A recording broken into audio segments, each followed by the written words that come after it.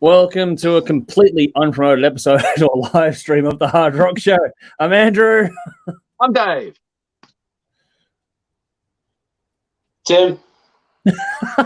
We may have a slight delay there. We'll see how it works out. But we're here tonight to do a lot of chatting about a lot of things, as always. Tonight we're going to review the latest from Aussie band Coffin Carousel. We're also going to talk about the latest from Soilwork and discuss an all-time classic from the mighty Guns N' Roses, which Dave is exceptionally happy about.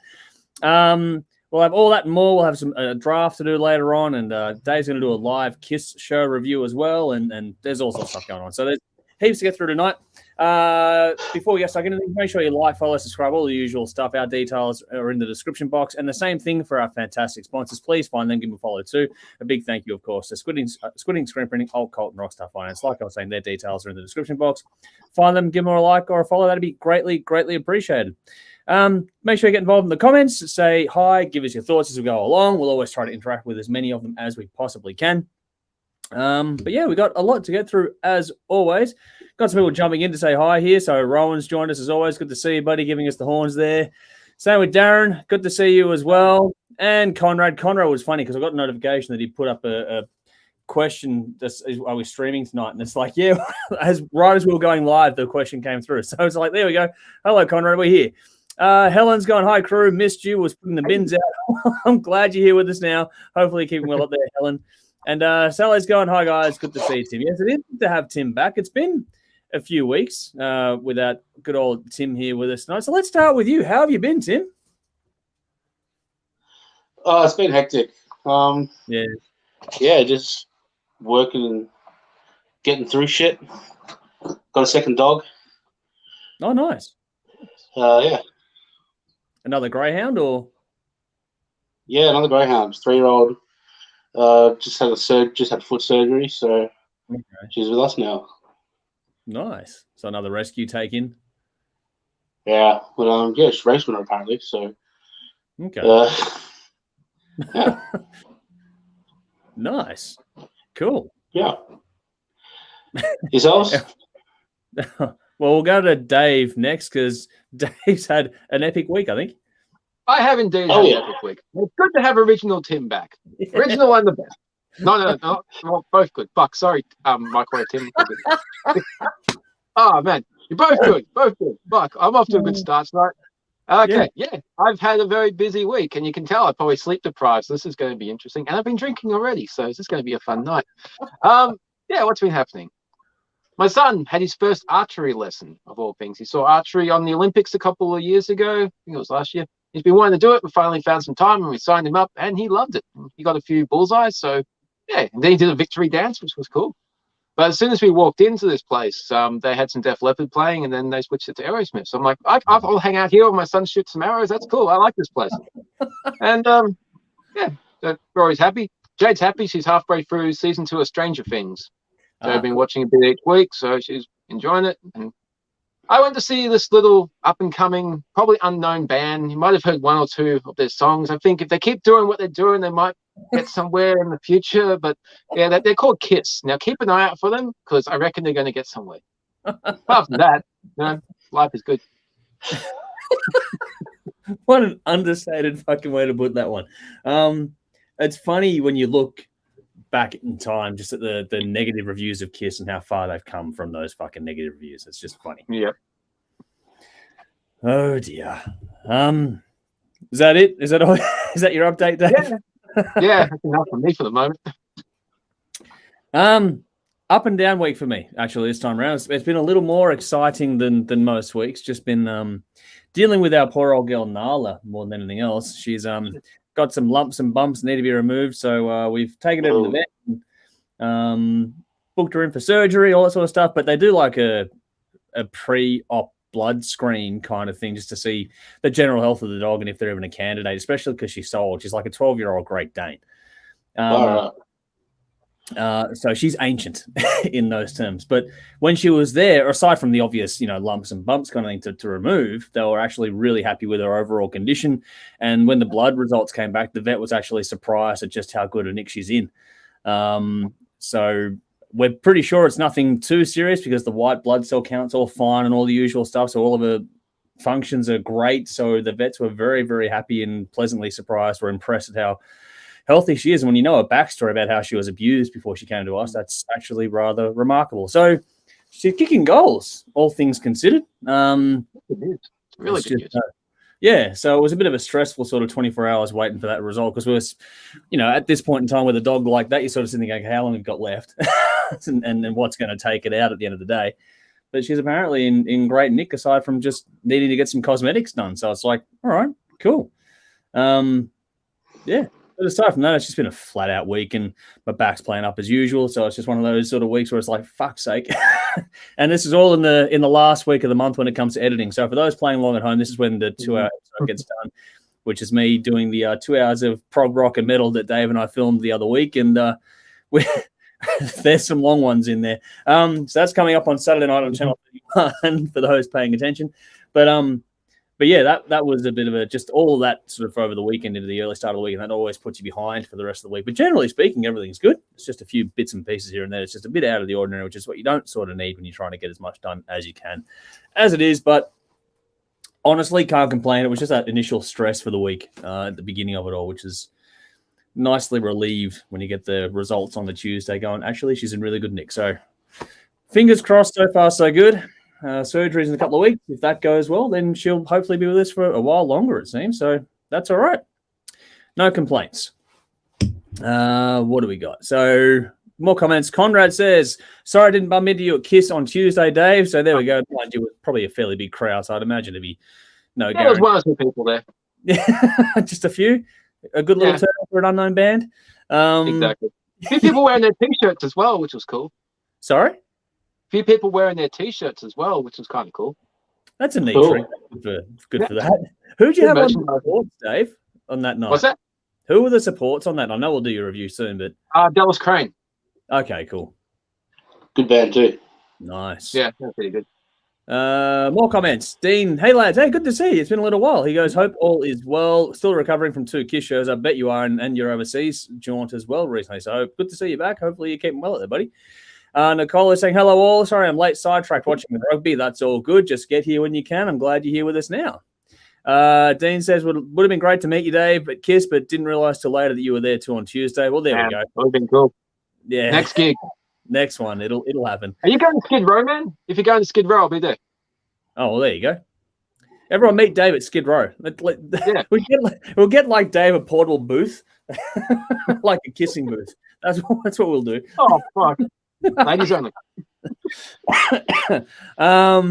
Anyway, Chris says, it amazes me how many Australian musicians from well-known bands utterly loathe KISS. It is an interesting one. There are a lot of divisive bands out there. That is something to think about. I'm not quite sure about that. But anyway, Helen says, KISS. We hosted an after party for KISS in the 80s. My last memory of that was me necking a bottle of Verve Clicquot, my girlfriend going home with Jean, and my other girlfriend going back to Ace Frehley's hotel and stealing lots of his T-shirts. There you go.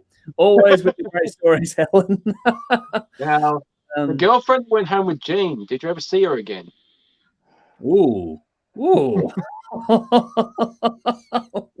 Okay. That took quite a turn. Yeah.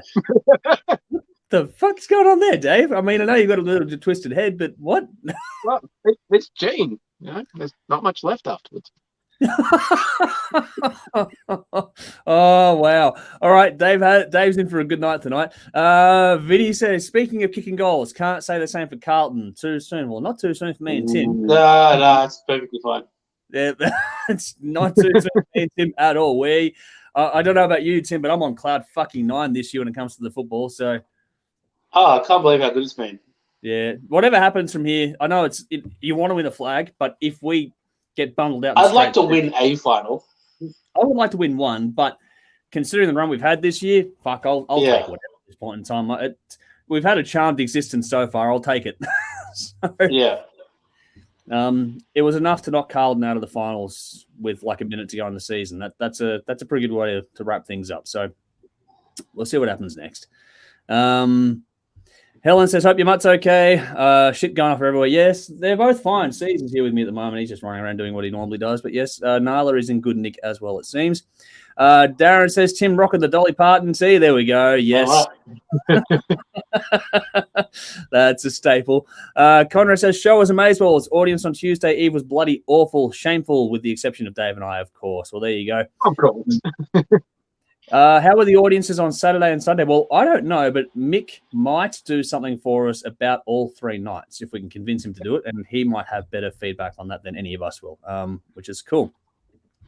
Dean says, I will go now that now that you're going. What about Heat on the 9th? Dave, are you going to Heat? Have you decided? Yeah, I still got to flip a coin because that's the debut for Cobra Kai season 5. So my whole soul is in dilemma. But yeah, Cobra Kai will still be the next day. Heat won't be. So yeah, that'll probably be another busy weekend. Yes. Heat, Cobra Kai on Saturday, and then Skid Row on Sunday. Yeah. Wow. There you go. Wow. Dave's all in it. So enjoy, Dave. Yeah. From now on until like March next year, it gets really busy. All the cool things are happening. That's true. Helen says, we did not see her for 3 days. Her name is Paula. I hope she's come back. Or if she hasn't, I hope she does soon. Missing pets sucks. I haven't personally had to endure that for quite some time, but hopefully you get a positive outcome if you haven't already, Helen. Best wishes all around in that regard. That shit really sucks. Chris says, that's what sucks about living in rural New South Wales. 5 hours from Sydney gigs, 7 hours from Melbourne gigs. Eric looks fucking amazing in front of Skid Row. I'm sorry that I'll miss him, but stoked to see DAD in Sydney in November. Now that is another band as well that's coming. That'll be fucking cool when they get here. So heaps. And Crash Diet just announced they had to postpone. Yeah, That's again. I mean, I'm not blaming him, but is there a more cursed band? Like, I put that in the chat this morning. Is there a more cursed band? I don't know. They've been for the ringer a few times. That's well, the Santa Cruz album comes out next week, so we'll find out. Yeah, well, that's true. Oh, wow. Okay. Sorry. Here we go. Helen says, hey, I'm referring to Paula disappearing with Gene for 3 days in his hotel. Okay, that makes more sense. Now there's a bit more context. Who knows? Could have been doing it doggy style for 3 days. But there we go. I'm glad that she came back at least. There we go. Now that I got the context right. Dean says, Sunday was a great crowd from the stands, but Tuesday was great, the Magic Night. Okay, well, there we go. So getting some different feedback on the different audience nights. Awesome. All righty. Let's get into some quick bits of random news here before we get stuck into things further along. I'm going to start off with a couple. There'll be some here that you guys did have notice about and some that you didn't. But first up is that Steve Grimmett from Grim Reaper has passed away. So just acknowledging that and passing on our condolences and thoughts and that to everyone that knew and loved him. It's always sad when these things happen. I believe he'd been battling some health issues for a while. From memory, I could be wrong on that one. But always sad. And he was a great vocalist too. So don't know, do either of you have any sort of thoughts on that, or just sort of echoing the sentiment there, or? Just echoing pretty much from what I've heard. He was always good. The band was, haven't heard a lot of them. I got to unfuck that, but yeah, what I have heard has been good. So sad that the Reaper got him. Yeah, well, there you go. Yeah, same thing. I haven't heard of too much, to be honest with you, but it's always sad when these things happen. It's a shame. No, I haven't done a heap of deep dive, but I have listened to some of his stuff and over the years, and it's always impressed me just how powerful he was as a vocalist. So it's a shame. But yeah, again, condolences all around. Hopefully everyone is doing well. Speaking of that sort of stuff, we'll get to happier news in a second. But John Farnham, not necessarily in our wheelhouse strictly, but you've got to admire the career and the vocals of the great man. He had cancer surgery, which ended up removing part of his jaw, I think, as well. So it's pretty full on. So just taking a moment here to say, best wishes and hopefully a speedy recovery. And he doesn't need to do any more gigs. He's done anything and everything that you could ask him to do. So he is just hopeful now for a good quality of life after all this sort of shit. It always sucks. The big C can fuck off. But yeah, again, from us, hopefully he and his family are all doing well. Do you guys have anything to add onto that one? Yeah, more the same. Pretty much, yep. Yeah. All right. On to the positive side of things, a bit more fun stuff now. Today is the launch day for CTV Plus, the app. So make sure you get onto your device, your store device, whatever it is, your iTunes store or your fucking Google Play. I don't know what the fuck they're called anymore. App Store in general. Get on that and download the CTV Plus app. That's how you can watch the Channel 31 and Channel 44 streams, and which is the same broadcast as what's on TV. And you can see us on your Thursday nights on Channel 44 in Adelaide, like tonight at 10:30 p.m. local time, or 10:30 p.m. Saturday nights on Channel 31 in Melbourne. But it doesn't matter where you are, you can watch those ones on your smart device or whatever the app goes on. I'm not sure if it's on smart TVs. I have to dig into that one. But that has just been freshly launched today. It's been a long time coming. So get on, download it. And not for our show, but for other shows, you can also catch up on things there as well, which is great. It's a bit harder for us with the content. But for the other shows on there, go through, catch up, and watch as much community television as you want to, because it's for free. So enjoy. That's out there. So we'll get onto those ones. And Dave, you and I were doing the plugs for that a little while ago. Yeah, that was fun. I think that's why I kept fucking up. It was one of them. We fucked up a few things. I still want to say those outtakes. I'd love to get the outtakes from that. That was fun. And just quickly on to, I mean, there's going to be a lot of KISS stuff tonight, so bear with us. But Sisters Doll ended up landing a spot on the KISS cruise. I haven't had a chance to run our head over that one yet, but congratulations to the band. That's fucking well done all round. And I can't think of a better fit or more deserving kind of a band for that kind of stuff. They've had some good contacts over the years, but they'll be perfect. They will be absolutely perfect on that, and I'm sure they'll knock it out of the park. So well done to Sisters Doll. Congratulations. A bit belated. I know it's like a week ago now or thereabouts, or just under a week since they announced it, but that's really, really fucking great news. So, Dave, any thoughts on that? And we'll go to Tim after. Oh, it's just awesome news to have Sisters Doll and an Australian band in general get to join the KISS cruise. I think it's number 10 or 11 now, so it's been going for a long time. Yeah. So people are more than aware of this thing called the KISS cruise. So any band that's on that lineup is going to get some exposure. And when an Australian band gets there, it can open a lot more doors. So it's cool for everyone. Nice. How about you, Tim? Very, very cool. Like a little bit jealous, to be honest. No, like that. Like it is very fair play to them, man. Well done. And they're gonna kill it. They're a good band. Yeah. So yeah, well done. Congratulations. Enjoy it.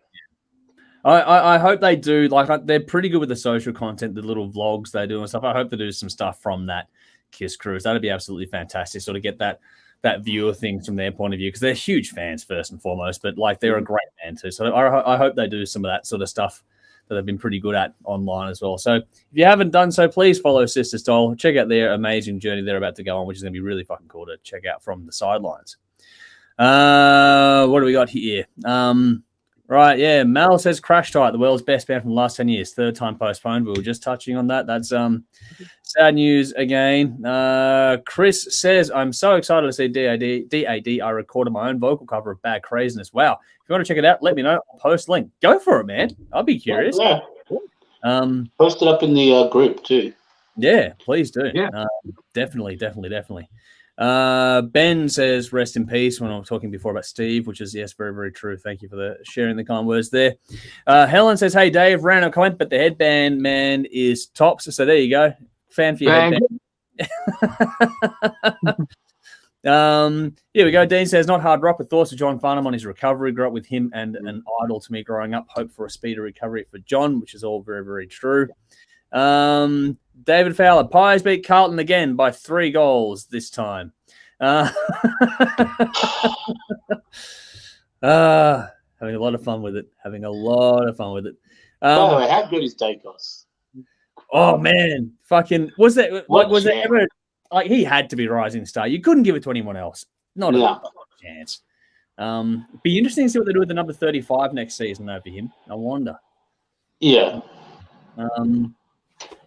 But it's been a great, like the goals we've had, like Jamie Elliott, Beau McCreary, like fuck, some of those they just had no business pulling those off. And Maynard getting all Australian for his defensive work. I mean, it was worth it just to see the tackles in the Melbourne game alone. So we won't go on too long because Dave will fall asleep before he gets to his exciting stuff. But yeah, Tim and I are both very, very happy with this year. What do we got? Darren says, John Farnham, sensational performer. What a voice. Yeah, one of the all-time greats as far as I'm concerned. Here we go.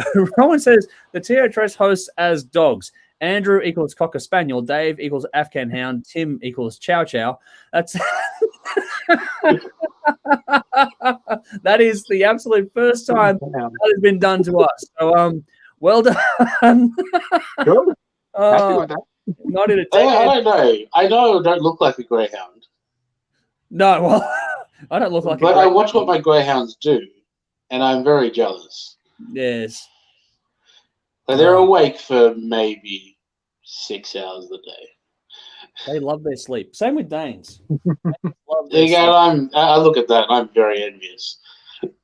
It'd be great to sleep for most of the day, and Yeah. it's pretty No. cruel. I couldn't do it. I hate sleep. It'd be nice to be that chilled though. Like it's just Yeah. There's not a care in the world. yeah. Mm. A dog's life wouldn't be the worst one out there at all.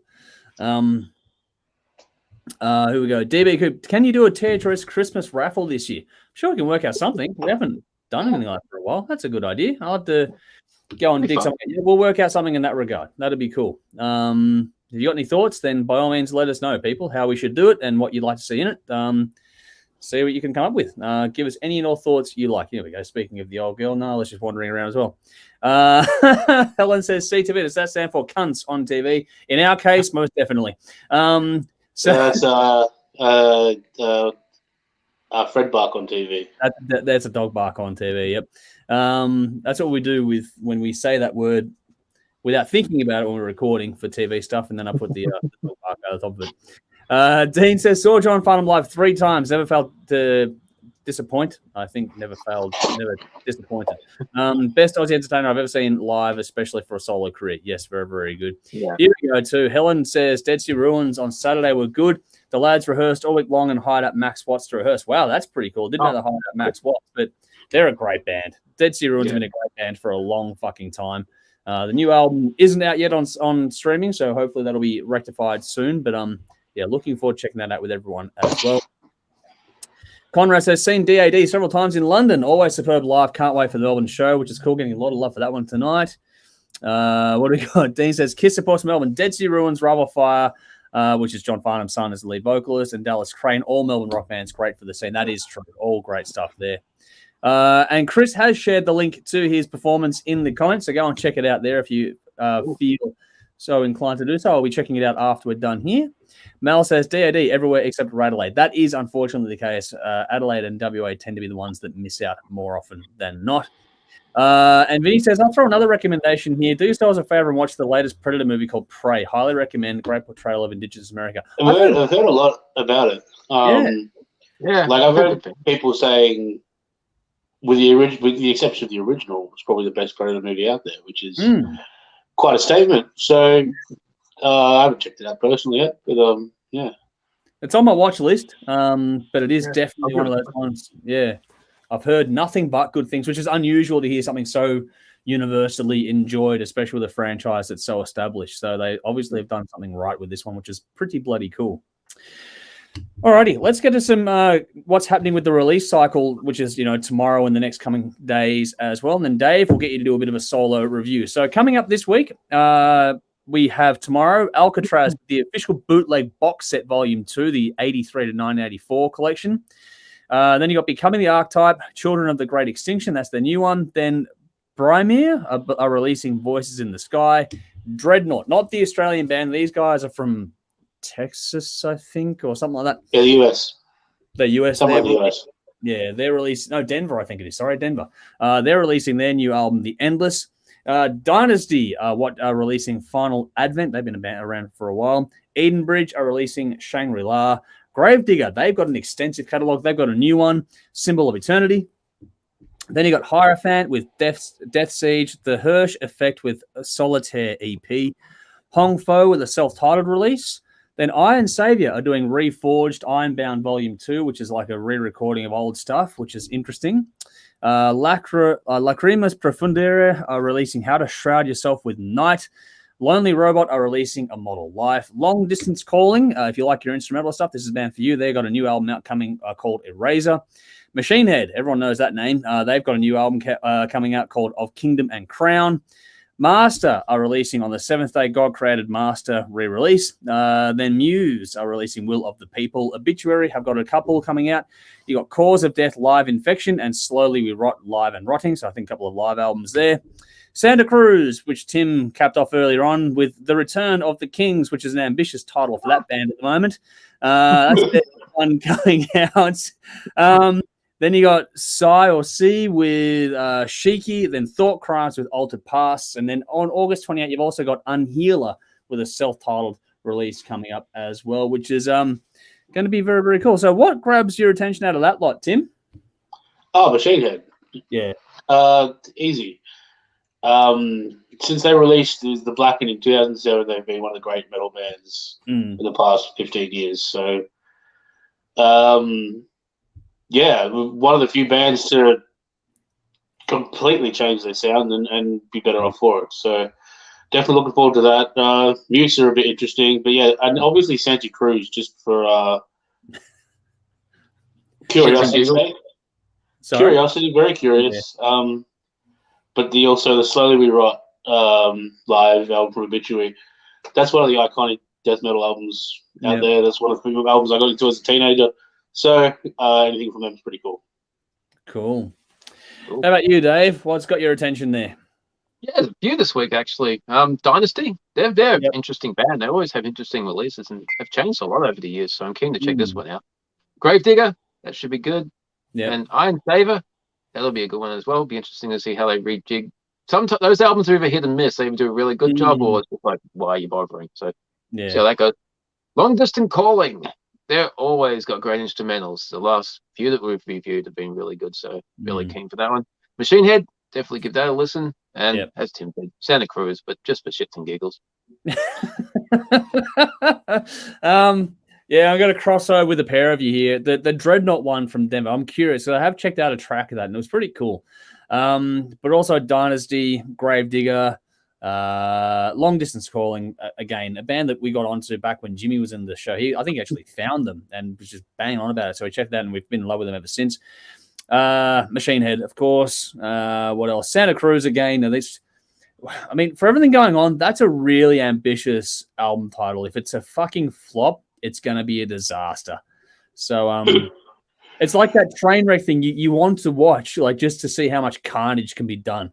So it's one of those environments with that band at the moment. Now, in all honesty, I would love for them to knock it out of the park. I just don't have a lot of faith, if that makes sense. But it's like the new season of The Simpsons. You know, your expectations are low, but if they do it pretty good, then we're all going to be excited by it. No, that's it, isn't it? It's like when the bar's low, it's easy to get above it. Yeah, I'm not holding my breath though. No way. We'll see what happens. It's effectively a solo album. He does everything on it. The couple of singles that have been released so far. And his solo stuff, or the stuff between the last album, this one's been a bit sort of hit and miss as well. It's been a bit okay. Yeah. I mean, the guy can play. He can write an okay song, but just those other three guys that were in the band, collaboratively working together, is what made that band great. Definitely better. Just a quarter of what was once a great band. Oh, let us know out there what you're keen on. We've got some comments coming through. Conrad says, watched Prey. It's half decent. Def best since number 2. Nice. Then Helen says, a veritable of Feast of Beast. Shit, that's a buttload of releases. Yes, there's a lot. There's always a lot. Rowan says, curious about Alcatraz. Early Malmsteen and Vi. That'd be, that's true. Yeah, that'd be cool. Darren says Gravedigger and Machine Head, so there's a couple of those ones there. Conrad says, and Megadeth's The Sick, The Dying, and The Dead is released a week tomorrow, September 2nd. Yes, we're all hanging out for that one. That's definitely going to be getting the treatment. Chris says, I'm in two minds about Megadeth's album. Both songs I've heard so far completely justify my belief that Mustaine's biggest downfall is that he never had a Lars. Wow. We've all liked the new singles. That's interesting. I don't know. Cool. Define never had a Lars. I'm assuming someone to arrange songs. I'm assuming. I mean, it can't be about. Because I'm not sure Lars could play those songs. Well, no, he couldn't. That's not the question. But Lars is the one that sort of picks and chooses the actual arrangement of the songs and puts things together. So that might be. But I'm not sure that's Mustaine's weak point. No, don't know. That's probably his strength. Yeah. Okay, interesting take. I'm cool. I love it. I love getting, because we've all been sort of, okay, the new singles are great, and it's cool getting some different feedback. I actually really enjoy getting different points of view. So, yeah, keep it coming, Chris. Let us know what you're sort of thinking there. Helen says... Mustang had Lars 40 years ago, and he fired him. Well, or was it the other way around? Like, yeah, I don't know not to drag this whole stuff up again, but I mean, both bands are pretty great. I mean, really, can we complain as fans? No. Yeah, exactly. Like, Two great bands. both bands are pretty great, but I think Mustaine's at his best doing things like this, which is just being a bit of a wanker and showing off. Well, yeah. And I think that's when he's at his absolute best. That's when he writes his best songs. Yeah. And I think these ones are pretty good, to be honest. I think he writes more stuff or better stuff when he's pissed off more too. Yeah. When he's angry at the world, that's the best stuff for him. But we'll see what happens with the album. It's in a couple of weeks. Or next week, whenever it is next week. Sorry. Yeah. Helen says, hey, the Poor are playing at Westwood in Footscray on Saturday, supported by Stone Trip, who are memorable. Both bands are fantastic. Go and see Stone Trip are very good. Stone Trip are great. So are the Poor. Go and see them. That'll be a cracking gig, actually. Conrad says he has Dirk and Kiko, of whom two are the best players metal. He's got a good line for him now. Craig is asking, is the album or just a single? The album is out on the 2nd of September, so next Friday from memory. Megadeth album is coming out then, so it's about a week away. Not long to wait now. Chris says, Mustang Fire, James, Cliff and Lars will Megadeth together. Well, yeah, that's true. Here we go. Revisionist history, Dave. We're getting back into the weeds now. Okay, cool. What else? Helen says, Machine has, as a 1960 girl, it's an album by Deep Purple. I was wondering when that'd get brought up, which I took to music class, was made to sit in the naughty corner. Wow. For that album. I get the context, but just thinking about it now. And here we go. Conrad saying Dirk and Kiko both contributed to the songwriting on this record as well. Okay, cool. Wouldn't surprise me. Yeah, well, you got talent like that around. Why wouldn't you? I mean, Dave's never been too worried about that side of things, I wouldn't have thought. But hey, it's just been a case. I think it's been more when he's done things on his own. It's been more of a matter of convenience versus a need. I think I could be wrong. Anyway, Dave, you're going to give us a little something special tonight, aren't you? Oh yeah, it's all about the special stuff tonight. All right. Well, in that note, let's put you into the solo layout so everyone can get the full squirt fest they're about to get from you in, dark and cover, a full screen. All righty, here we go. Over to you, Dave. This is like OnlyFans content, but you get it for free. All righty, I'm going to talk about Kiss for a while. If you're rolling your eyes and groaning, I'm sorry. If you are part of the Kiss Army, I want you to get in the comments and tell you what Kiss means to you. What important moments in your life has Kiss been the soundtrack to? Did you name your kids after a member? Or did Gene Simmons steal your girlfriend? Tell us all about it. In the meantime, I'm going to tell you about the concert I went to on Tuesday night, which was fucking great. As expected, big stage show, big, fucking massive, actually. Lots of pyro, fireworks, explosions, elevated platforms. And there seemed to be more than ever before. When they said it was the biggest show ever, they just pumped it all in. There was all types of fireworks you could possibly think of. Of course, you get the blood drooling, you get the fire breathing, flying fox during Love Gun. But he stayed out there as well and did I Was Made for Loving You, which was cool, something unexpected.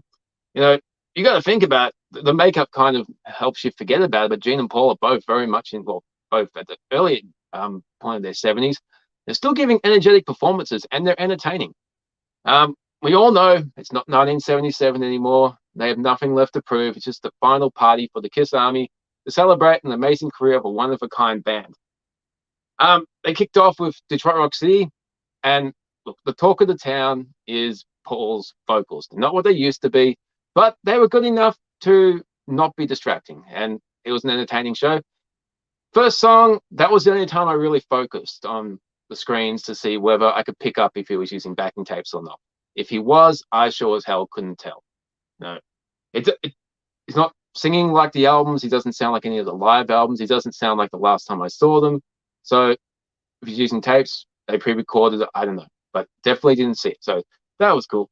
And he adjusted the songs to fit his current capabilities. So they did Heaven's on Fire. That opening wail, didn't even bother. Well, that's cool. If you can't do it, you can't do it. It's better to just admit that than to try and do it and fail.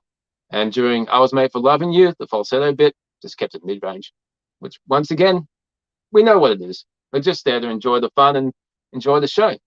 Now, the set list was great. You go there for the hits these days. I mean, as much as I love Monster and Sonic Boom, you're there for the old classics. And I was actually surprised that it wasn't just a stock standard because they played Say Yeah from Sonic Boom. Like, oh shit, that's one of my favorite songs from that album. I think that album is criminally underrated. But yeah, that's a great audience participation song. And for the diehards, they played a little part of Acrobat, which is a short instrumental they used to play back in the early days. And it was recorded around the time of their first debut album. Well, their debut album, not the first debut album. What the fuck? But yeah, recorded around at the time that they did that, but it was omitted for some reason. But yeah, just a small part of that, and I thought that was cool. There was a cool guitar duel between Tommy and Paul, and yeah, Paul's underrated, but he can actually play. He's pretty good. They did Psycho Circus, which is another more recent, well, 98, not recent, but recent-er than the early stuff. And I love that song, so that was cool. And there was a drum solo in the middle, and they finished the second half of that with 100,000 Years, which was a cool little medley type thing. And during that, it was actually quite nostalgic because he did that whole Do You Feel All Right, which is right out of Kiss Alive. So it just, there's so many memories to go through with this band, these songs, and this performance, and just seeing, like, I don't know, over 10,000 people there, all there for the same reason.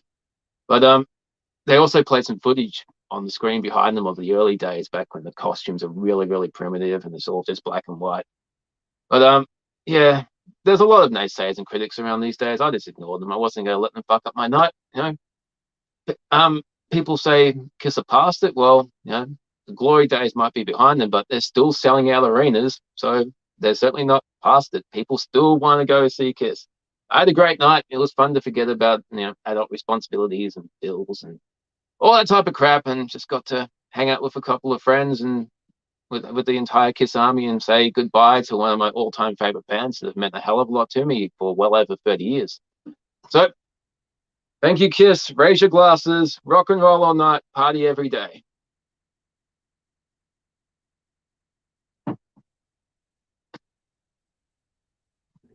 And there we go. Well done, Dave. Thank you. Cheers for sharing that. That was cool. It was a good night. I had fun. Do you feel like that was a fitting send-off? Just Yeah, I can't see any other way they did it. They just did their normal stage show with it, brought everything up higher with the extra power, the lights, and the statues that were on the stage, and yeah, everything you can expect. And you know, as much as I'd love them to keep going, if I'd planned it better, I would have gone the Saturday as well and brought my daughter because you know, she would have wanted to go. And like recently, I reconnected with a couple of really old friends that I went to primary school and high school with, like my friends since prep. And we lost touch after high school, but through the beauty of Facebook about 4 or 5 years ago, we all got back in touch. So we've been hanging out a lot since then. When they announced the last show a couple of years ago before Paul got sick, we had tickets for that. So we were going to go, got cancelled. So Mikey, my mate, got a refund. He couldn't make it this time. He's got work commitments. So his weekends are Wednesday, Thursday. I was like, fuck, it would have been the three of us that, you know, he's the reason I listen to Kiss. His older brother had all their albums, and that's how I discovered them. But it would have been cool to just have us three going to see him. But yeah, sucked that he missed out. But yeah, can't change the way it was, but it works out. Well, as long as they had a good night, it sounds like it was a good show, and they played within themselves, if that makes sense, versus trying to force things that aren't there. So that's a good thing. Yeah, I don't mind older musicians changing, rearranging phrasing, or altering the key of a song. If they can keep going and they have to do adjustments, it's better to do that than to push past what they can do. I don't have a problem at all with that. Maybe that's a hot topic at some point, you know, the rearranging of songs as bands get older to accommodate things as they change. Maybe that's something we can have a conversation about. Did get a few comments on that. Where have we got here? So Chris says, Kiss, man. My mum has a photo of me and my brother in 79 at my primary school fete getting my 4-year-old face painted as Ace. That's cool. that is really cool. Conrad says, man, the amount of people that were all dressed up, and there were little kids, like 3, 4, they were all dressed up with their parents. So it's like a family of Kiss. Not many people wanted to be Peter Criss, though.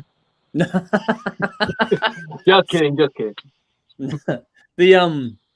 It's funny, like, because we were talking before even Tim got into the room, like, just you were saying the amount of people that brought their kids along, it was, you know, pretty insane. A lot. I saw one, she had this little baby. She wasn't a baby, she wasn't a toddler, she was like maybe 1 or 2, just on the shoulder. She was nodding off when they were walking in. And I'm like, yo, when those bangs go off, you're in for a rude awakening. Okay. Conrad noted they played Psycho Circus, which he loved, which is cool. Right.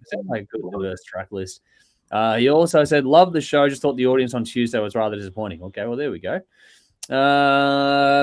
Helen says, Kiss, although lineup changes are to be congratulated, you tell me, why would you give up performing when you are still damn rehearsed, viable, and fucking entertainment? Kiss, no need to say goodbye. There's some love there for the band. Here we go. Chris says, God damn, I just found my old 79 primary school fate photo of me and my brother, and for years I thought I had my face painted as Ace, but it was Gene. Makes sense, I'm a bass player. So there we go. Revisionist history in the stream. There we go. Nicely done. Nicely done. Alrighty.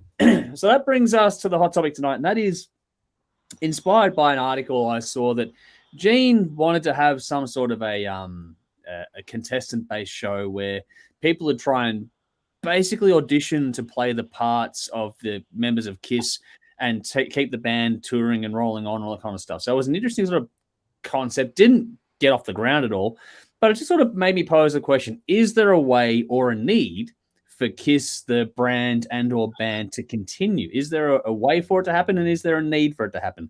Tim, let's start with you. Okay. The brand will continue. Yeah. And I think that's one of the things that Kiss have been very smart about, is they were one of those bands that really nailed the merchandise thing. Mm-hmm. And they did it better than anybody else. Mm-hmm. The idea of having like younger musicians sort of replace the older guys to continue the brand going under the makeup is an interesting idea that I wonder if it could work. Because it's basically the Wiggles. Yeah. Yeah. And you could have Paul and Gene run the business side of the band behind the scenes and just have, 4 dudes in makeup go out there and play the role and effectively just do the show. Yeah. Because, it wouldn't be hard to find musicians who are good, who sound somewhat like them, who could mimic them in some kind of a way, and people would enjoy it. And, there's obviously a demand for it. Yeah. So whether or not, like, that demand would probably lessen knowing that the original dudes aren't there. But 3 shows of 10,000 plus people, like, if that goes from 3 to 2, they're still making money. So yeah. It'd be an interesting idea that I wonder if it could work. And if it does work, then it's like the genius of the makeup, really. Yeah. So I'd be curious to see if anything like this. Well, what the Kiss hardcores think about something like that. Yeah. Be interesting. All right, Dave, what about you? Yeah, I reckon it could work, and I think Kiss would probably be the band that could do it. But they tried to continue with new content. They tried 2 new albums, which sold pretty well and did well at the time. But you hear a song from Monster, people will say, "Yeah, that's cool, it's Kiss," but play Love Gun, play Detroit Rock City. People want the classics. Unfortunately, Kiss became a nostalgia act, and for some people, you continue buying the new albums, wanting new albums. I'm one of those people. I want to keep following the band for as long as they're going to release new content. It's not going to happen. Paul's even said, look, there's no point putting your heart and soul into recording new music when it's just going to be like, play Cold Gin, play Strutter. Yeah. So that's done. And as Tim said, the makeup will transcend the person behind it. They've created these characters that became superheroes, comic books, action figures. Kiss is more than a rock band. They're more than a live show. It's this entity that can continue. And the amount of young kids that were there, and now my daughter's a bit too late, but now she's getting interested in Kiss. Kiss has been around for almost 50 years. It's 50 years next year, and the audiences kept getting younger and kept getting newer. The only reason that would have to stop is when the original members get too old to keep this going. But there is a way to continue this. So it would be strange, but I reckon it could happen. But It would have to be the right way. I don't think a contesting game show, one of those things, is the right way to go about it. Fuck that. But there are so many KISS tribute groups around the world. There's no reason why KISS can't front or manage the official KISS tribute group. And you best be looking for some of the best tribute bands around the world and find the most suitable people, because they can play the songs, they know the image, they know the way to make up. That's your best bet there, I reckon. But apart from that, KISS isn't going anywhere. They've got a big archive of live footage. There's still more Kissology live DVDs that can be released. I would love them to do an original album. That would be cool, but Paul's pretty much put a nail in that coffin, so that's kind of sad. And we'll always have the KISS Cruise. I don't think that's going anywhere anytime soon. And, they can still do acoustic sets on that. They can still do special one-off events. There is hope that, the most profitable cities that they go to, they might do a surprise appearance, a small tour. Extensive touring, I think, is done, but fingers crossed, if they come back to Melbourne for one, show, they came here for the KISS Symphony. They didn't go to Sydney. They came here. Melbourne's always been good to KISS, so if they were going to do a few select shows, it might be here. Fingers crossed. Come back. Okay, I'll go. But yeah. This is why I said the Wiggles, right? Because I know it sounds stupid, but like when they did that Triple J thing, all the old guys came back. There was just like 10 of them playing. Yep. Yeah. Like it's not a far-fetched idea. And I mean, if you present a new member and don't present them as if they're some replacement, basically like what they've done with Tommy and the other guys who aren't the original four of the years, is if you present them as equal members, then people will view them as equal members. Yeah.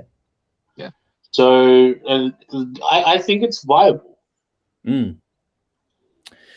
I think if any band can do it, KISS is the one. This is like the KISS would be the test case to see if it has any merit. I think that what goes in their favor is things like the makeup, the grand theatrics of the stage show, all that kind of stuff, all the pyro. It makes it more like what theatre is in a lot of respects, where you get different people playing a role and off you go. And it's the package. Yeah, that's it. KISS is about more than just what you get out of the speaker. It's the full. It's the experience of it. Yeah. And I think that with what they could do in that regard, I think that not doing a game show shit, that's just silly, but actually doing it so that they what you could do is you could not do it like a game show, but you could basically go on the quiet, go and try and pick out all the best people from different tribute bands or whatever else have you, right? And then film a lot of that and then release all that as like a docu-series leading up to the first tour of this band, for example, the new entity that is KISS. Call them the same thing, have the same roles, do all that sort of stuff, but treat it like that's why I think it's more like a theater. It's more like a stage play. That's that level of production that goes into it that gives it a chance of working. If you were to hear these songs performed by someone that sounds damn close to the original act and you can hear them back in the original key with all the original energy, and you can imagine going back in time to see these guys live again kind of thing, I reckon they've got a fan base that's loyal enough. They'll jump at the chance to see these songs performed with all that gusto from the heyday kind of a thing. I think that people would. It's a lot better than a hologram or anything like that. Like I just think that it's a much better way to go about it. And they're a big enough band with a big enough audience that they've got a shot, and very few could do it. But you could do it the way that, ghosts rotate the Papa Emeritus figure through things. Like there's no reason why you can't change characters or anything. Like it's very, there's modern bands that do the gimmick side of things very well. I mean, you could even do it the way, like Ghost, you don't know who the backing band are at all. They're all called Nameless Ghouls. The only reason why you know who the actual main guy is because of a lawsuit.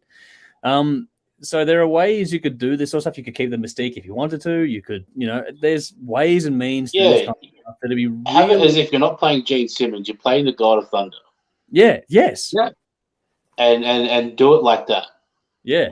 That's probably the best way to do it. It'd be really, like, if there's a band that can do it, KISS would be the one to pull it off because they've got everything there they would need to pull it off with. I know that some purists will go no, but that's the same with anything. But that's the same people that will complain about a lineup change. I just think that, if you wanted to turn it over and turn it into an event like that, I think you could do it with that band anyway. I don't know about every other band out there, but Kiss definitely could be one to do it. So, curious little test case. I reckon they'll try it. Do you reckon they'll try it? Just quick yes or no? I reckon they will. Maybe. I'll say yes, but I'll say yes for argument's sake. But yeah. I'm definitely more on yes than no. I think they'd be more inclined if they think they can spin the money, train for a bit longer on it, like you said, Tim, run the thing behind the scenes and spin it more. They'll do it, I reckon.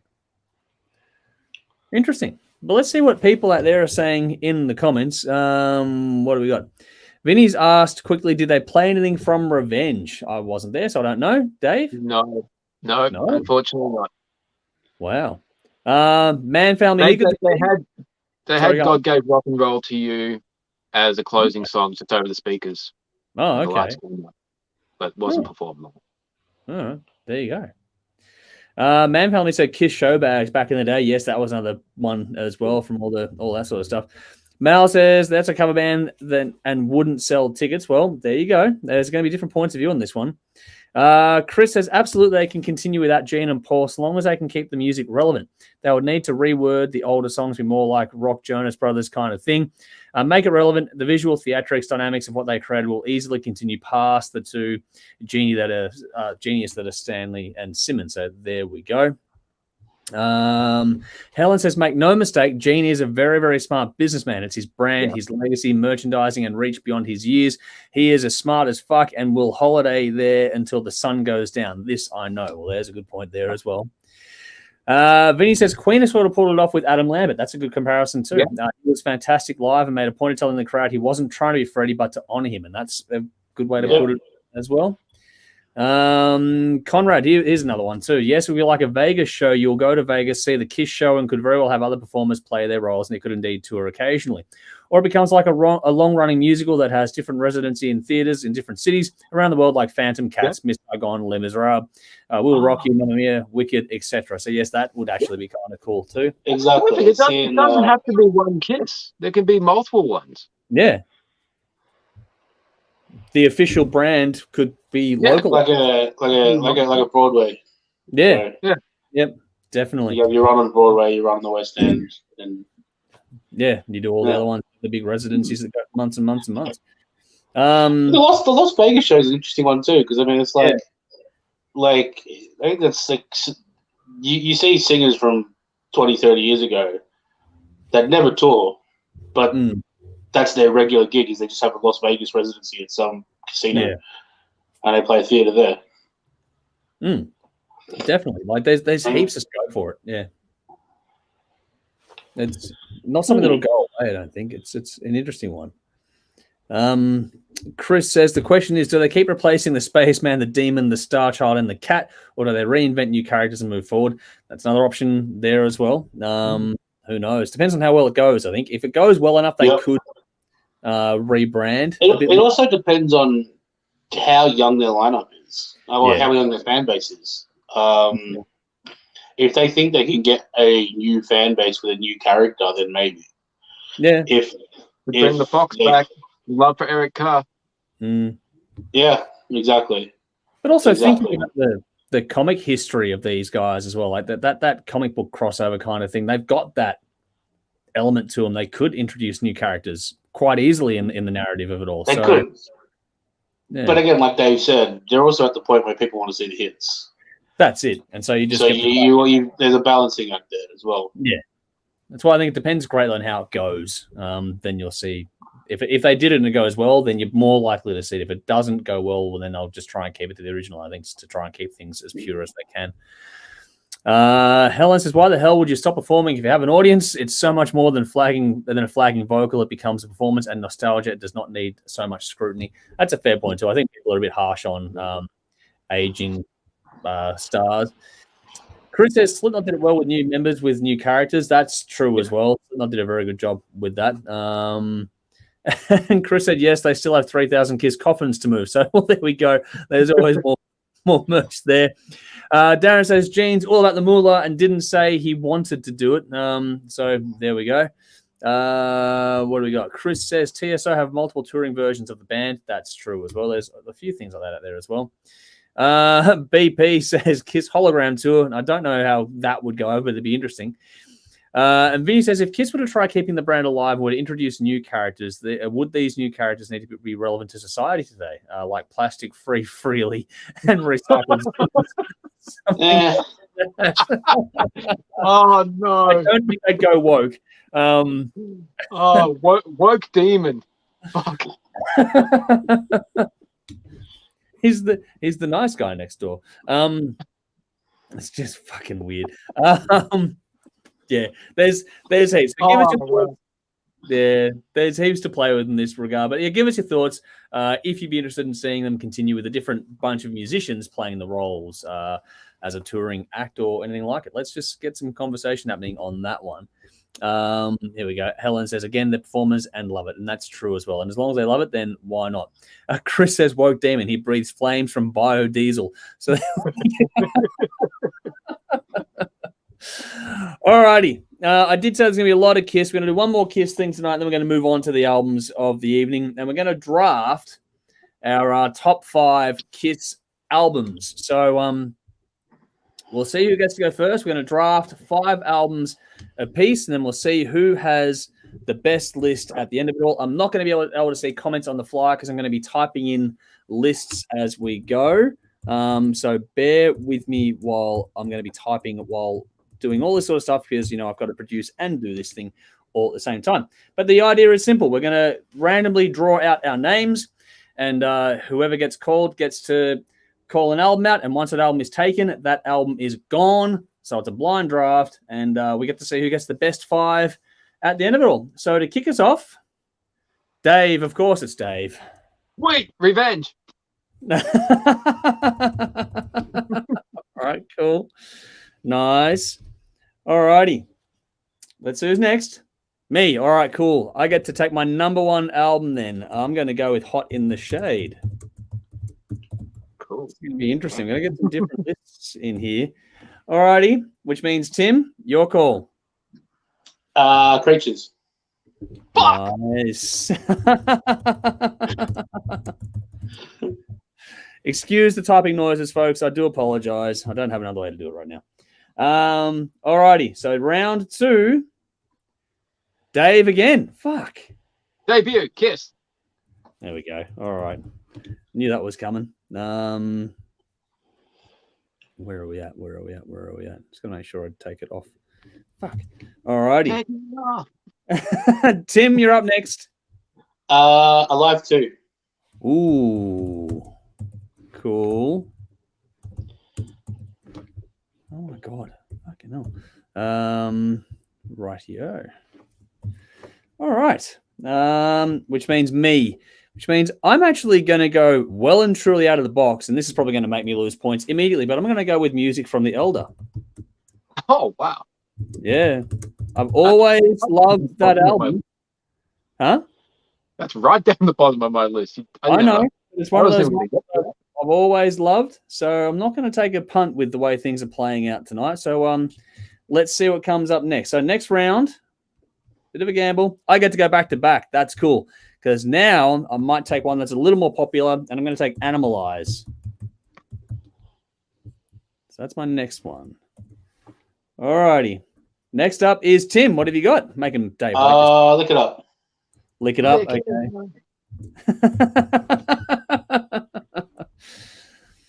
All righty. Which means, Dave, you get to go. Wait, Dress to Kill. Cool. All righty. Where are we at? Damn it. All right. Next round. Let's see. We've got 2 choices left. I get to go. Thank fuck for that because my list is getting thin. I'm going to take Dynasty off the board. That's so up next, we have Dave. What have you got? Rock and Roll Over. Nice choice. Great album. Better than Destroyer. Ooh, yes, I did it. That might get some feedback for you. All All right, Tim, second last call. After that comment, I have to pick Destroyer. Let's see what the audience say about this one now, eh? There we go. So now it's time for the final round. Last choice, people. Last call. Dave, you're up. You get to begin or end as you began. Hotter than hell. Okay. Nice. What do we got? So I'm the opposite. I had that one way down the bottom of my list. All right. Oh. Yeah. Mine next. Awesome. Cool. Which means I am going to take something a bit different. I'm going to take going to go with Monster. I think it's a bit overlooked, that one. Yeah. Means Tim, Tim, you get to close it out.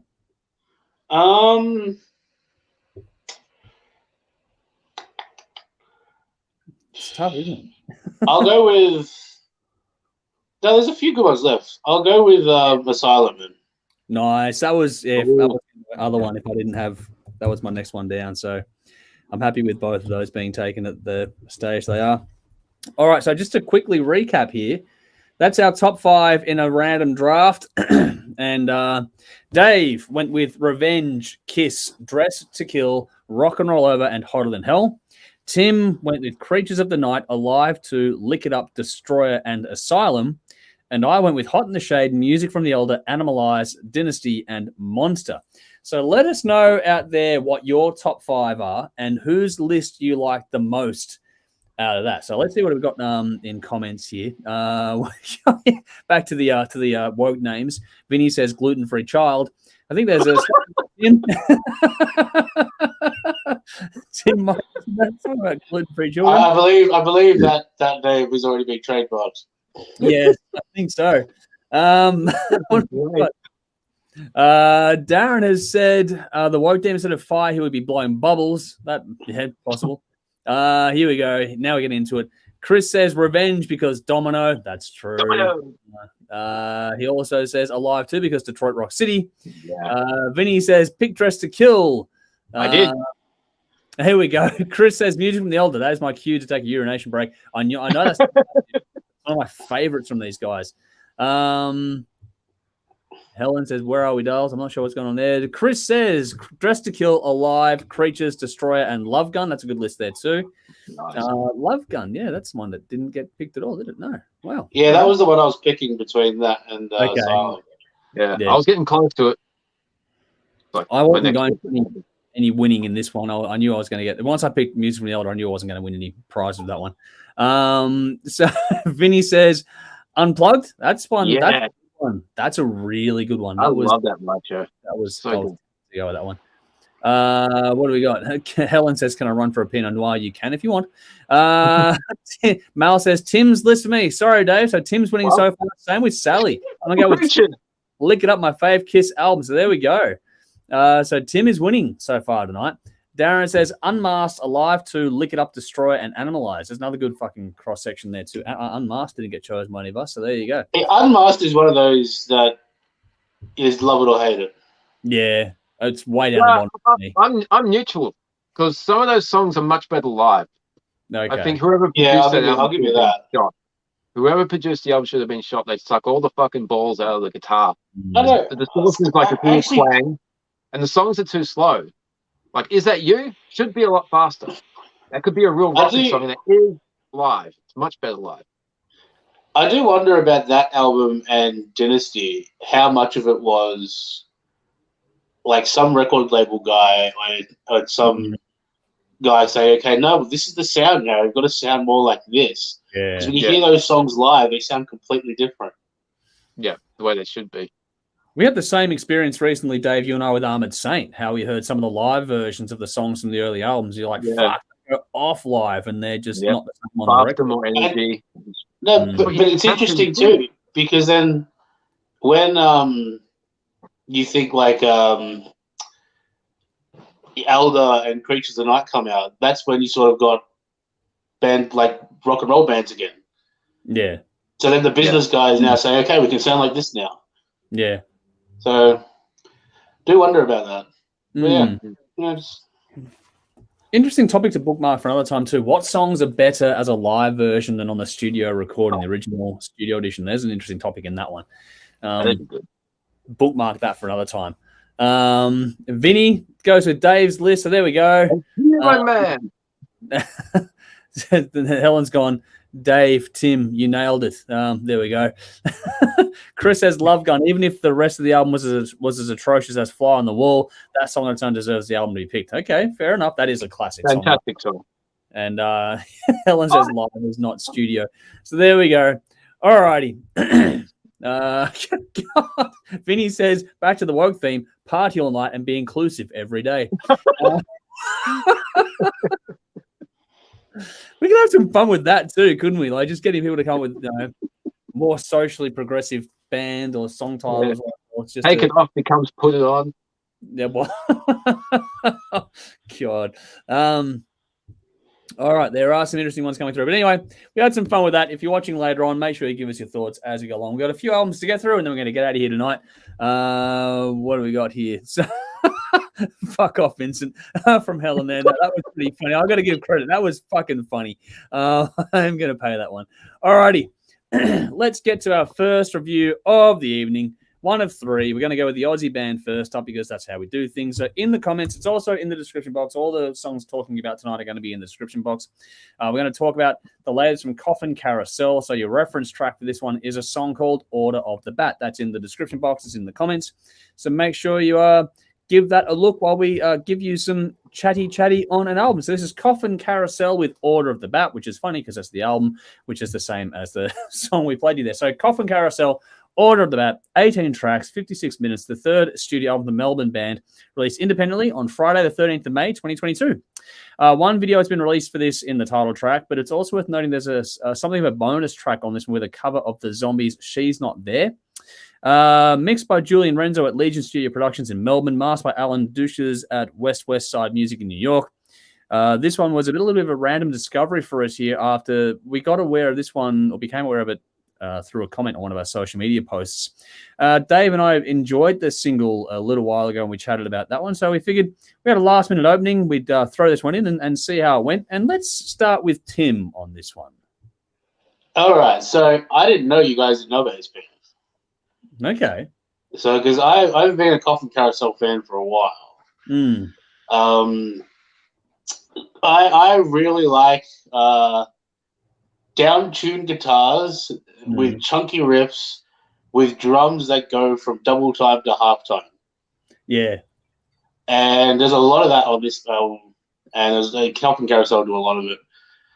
And I really enjoy it. They've got this wonderful mix of like early goth rock, like 90s, early 2000s punk music. And there's some new metal sensibilities in there as well with the down tuners and the overall chunkiness of things. But it's like I feel like they've taken the best bits of those genres and like they have that sort of dissonant riffing style and vocal style of the early goth rock and some unique chord progressions along with those kind of drum stuff that you get from a lot of punk stuff. And I think it's just a good time listen to this. I think it's easy music to move along to, easy to listen to. There's easy hooks in there that get stuck in your head. There's some nice, even though you're not going to get so many wailing guitars stuff, but there are nice little hooks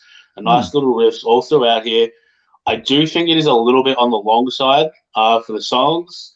Not that I think there's any particularly weak songs on there. I just think that like it's almost an hour long. It's a lot of music to take in for this type of music. Having said that, I mean, I wouldn't drop all too many. I think they're all pretty good songs. So it's hard to really fault. I mean, Housy's done a lot of good stuff over the years, and I think this is a nice addition to it. So yeah, 8.5 out of 10. My favorite track was Twisted, which I thought was an absolute killer.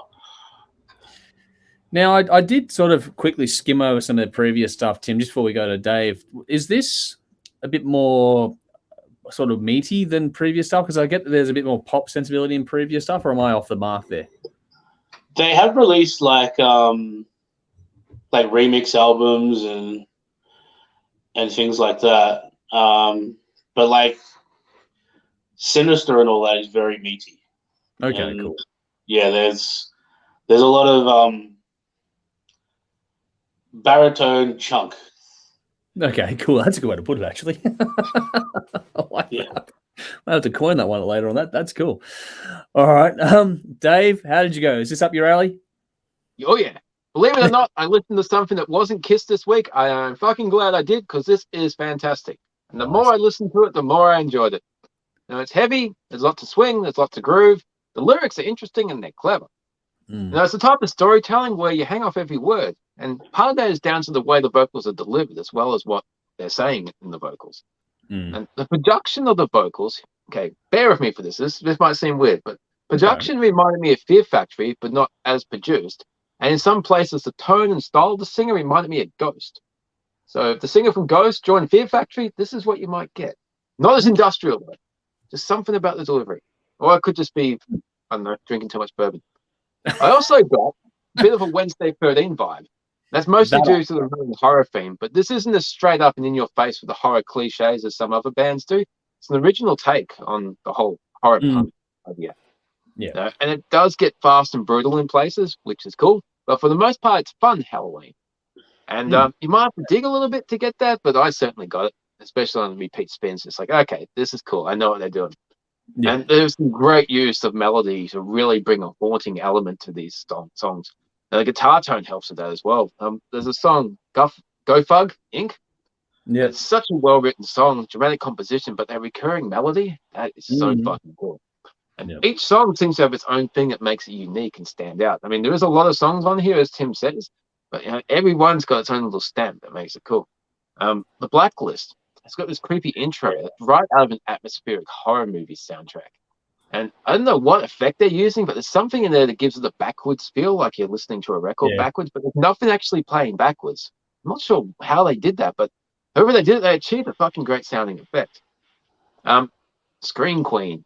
As soon as I noticed that song time, it's like, okay, cool, this is my territory, this is cool. And there's some percussive block claps in that.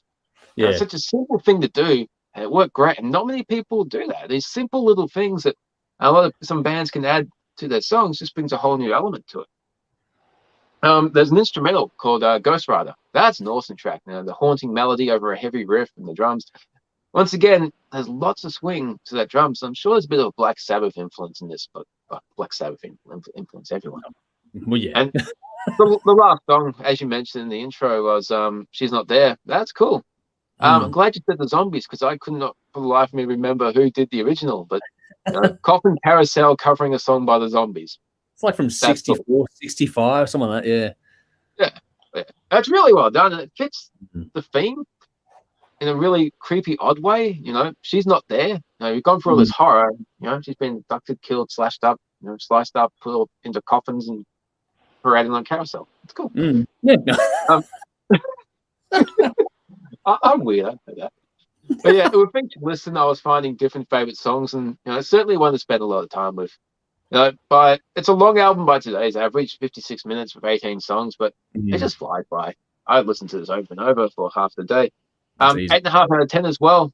Order the Back, Bone Crusher, Go Fug Inc., Blacklist, Scream Queen, Ghost Rider, Planet in Terror. She's Not There. Great album. Get on it, listen to it. Nice. I kind of put this one. It's funny that Dave was thinking about Fear Factory and stuff. It's a bit of a weird one. This might be a bit out of the box as well. It's not going to make a lot of sense unless you're in my head, maybe. But it's kind of like if Volbeat and Wednesday 13 got together and did something. That's kind of what it feels like to me. I can get that. Yeah. Because it's got that swing to it that Volbeat have. Yeah. And as just mentioned earlier, the bar tone. Yeah. So that, along with the punch and the aggression, the punk sort of attitude from Wednesday 13, it's like those two, the best of those worlds. And that vocal. Yeah. That's the thing that tone of the vocal sort of leans into it with the aggression as required, which just, I don't know. I don't know. Found that to be an interesting sort of entry point for this band. But long story short, if you like anything spooky at all, you're going to get a kick out of this one. This is perfect for Halloween kind of stuff. It's fitting that it was released on Friday the 13th. It just makes perfect sense for these guys to do that with this album. But all in all, with everything we've said about it, it's probably a bit heavier than you might think. There's some serious riffs, some serious grunt and aggression on this one. It's dark, it's twisted. It's got an evil, little bit of a bit of an evil carny ride kind of feel to it, and it's just cool in that regard. It's a bit twisted. But what they've done with that is made it really catchy at the same time, which is what I lean into with that Volbeat kind of thing too, because they've always got great hooks in their stuff. There's nothing complicated in this one overall, but I enjoyed the syncopation along with the use of melody on this one. That made this one really stand out. You don't have to make it complicated when you do those two things really, really well. And the rhythm and the melody are just smoking on this one. But on top of that, the use of synth was nice on this, just used to complement things really nicely on these songs. It's been mentioned there's cool groove all across this one. The songs, change gears nicely. It's a longer album at 56 minutes, but it flows really smoothly. Like Tim said, you'd be hard pressed to decide which ones to cut to make it a bit leaner, because I think every song has its place and serves the album really well. So I'm normally a fan of sort of reducing to that 45-minute mark, but I don't know what I'd cut from this one. I really don't know. So there's no filler on this whatsoever. I like the punk energy and feel to it across it. There's certainly a darker, heavier metal kind of thing in there as well. But they've also got that pop sensibility that Tim mentioned too, that, it's all really well written and performed. This one is going to get in your head a lot quicker than you think. If you like anything from sort of Misfits, Murder Dolls, Rob Zombie, Wednesday 13, Witch Grinder, that kind of stuff, these guys could play with all those bands and more and fit in perfectly. And I like the mix on this one too. Excuse me. Nothing is complicated. It's all pretty straightforward, but everything serves the songs perfectly well.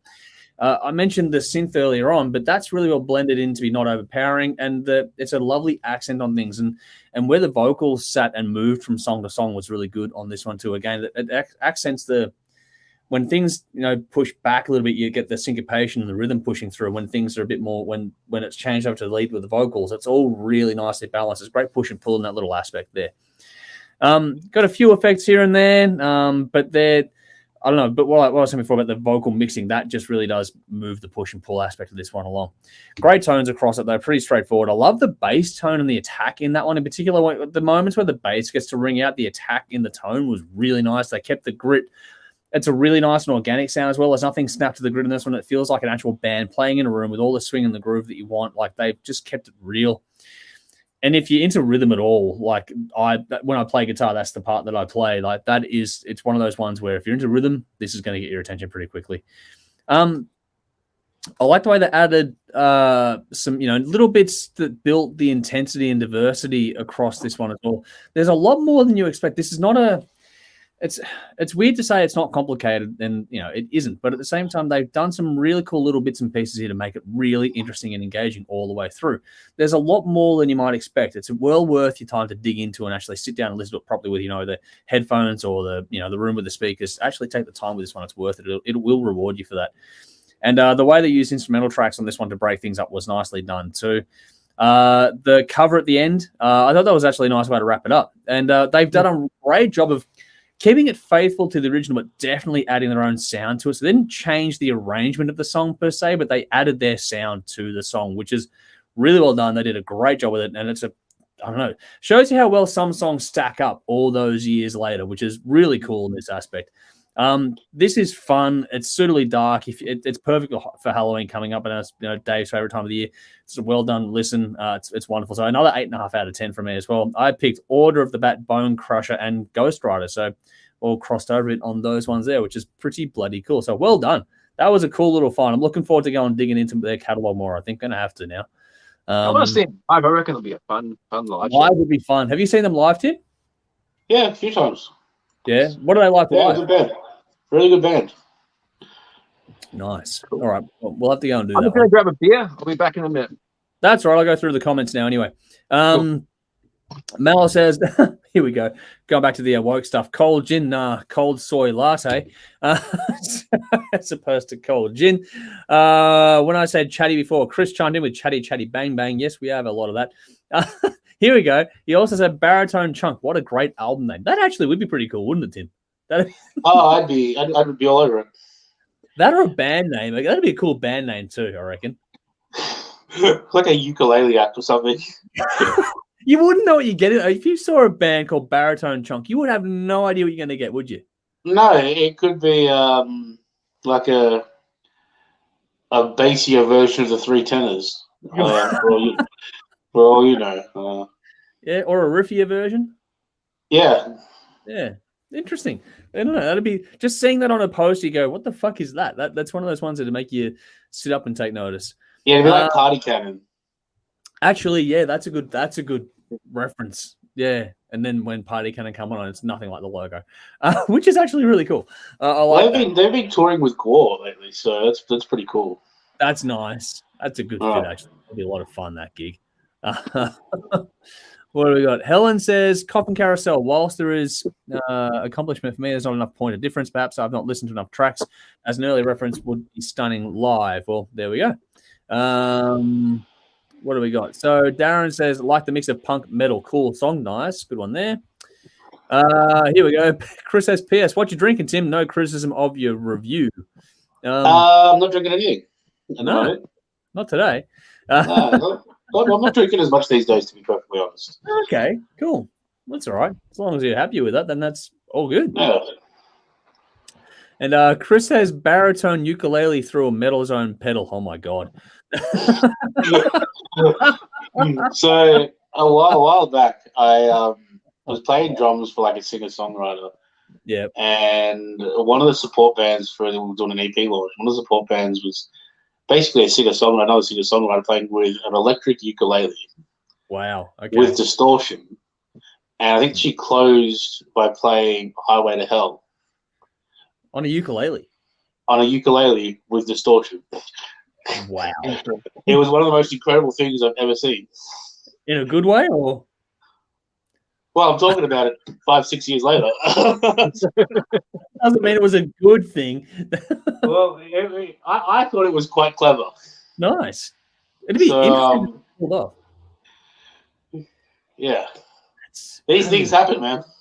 I know, but there's just something to hear about it actually being done. Do you know what I mean? As opposed to a random document we get.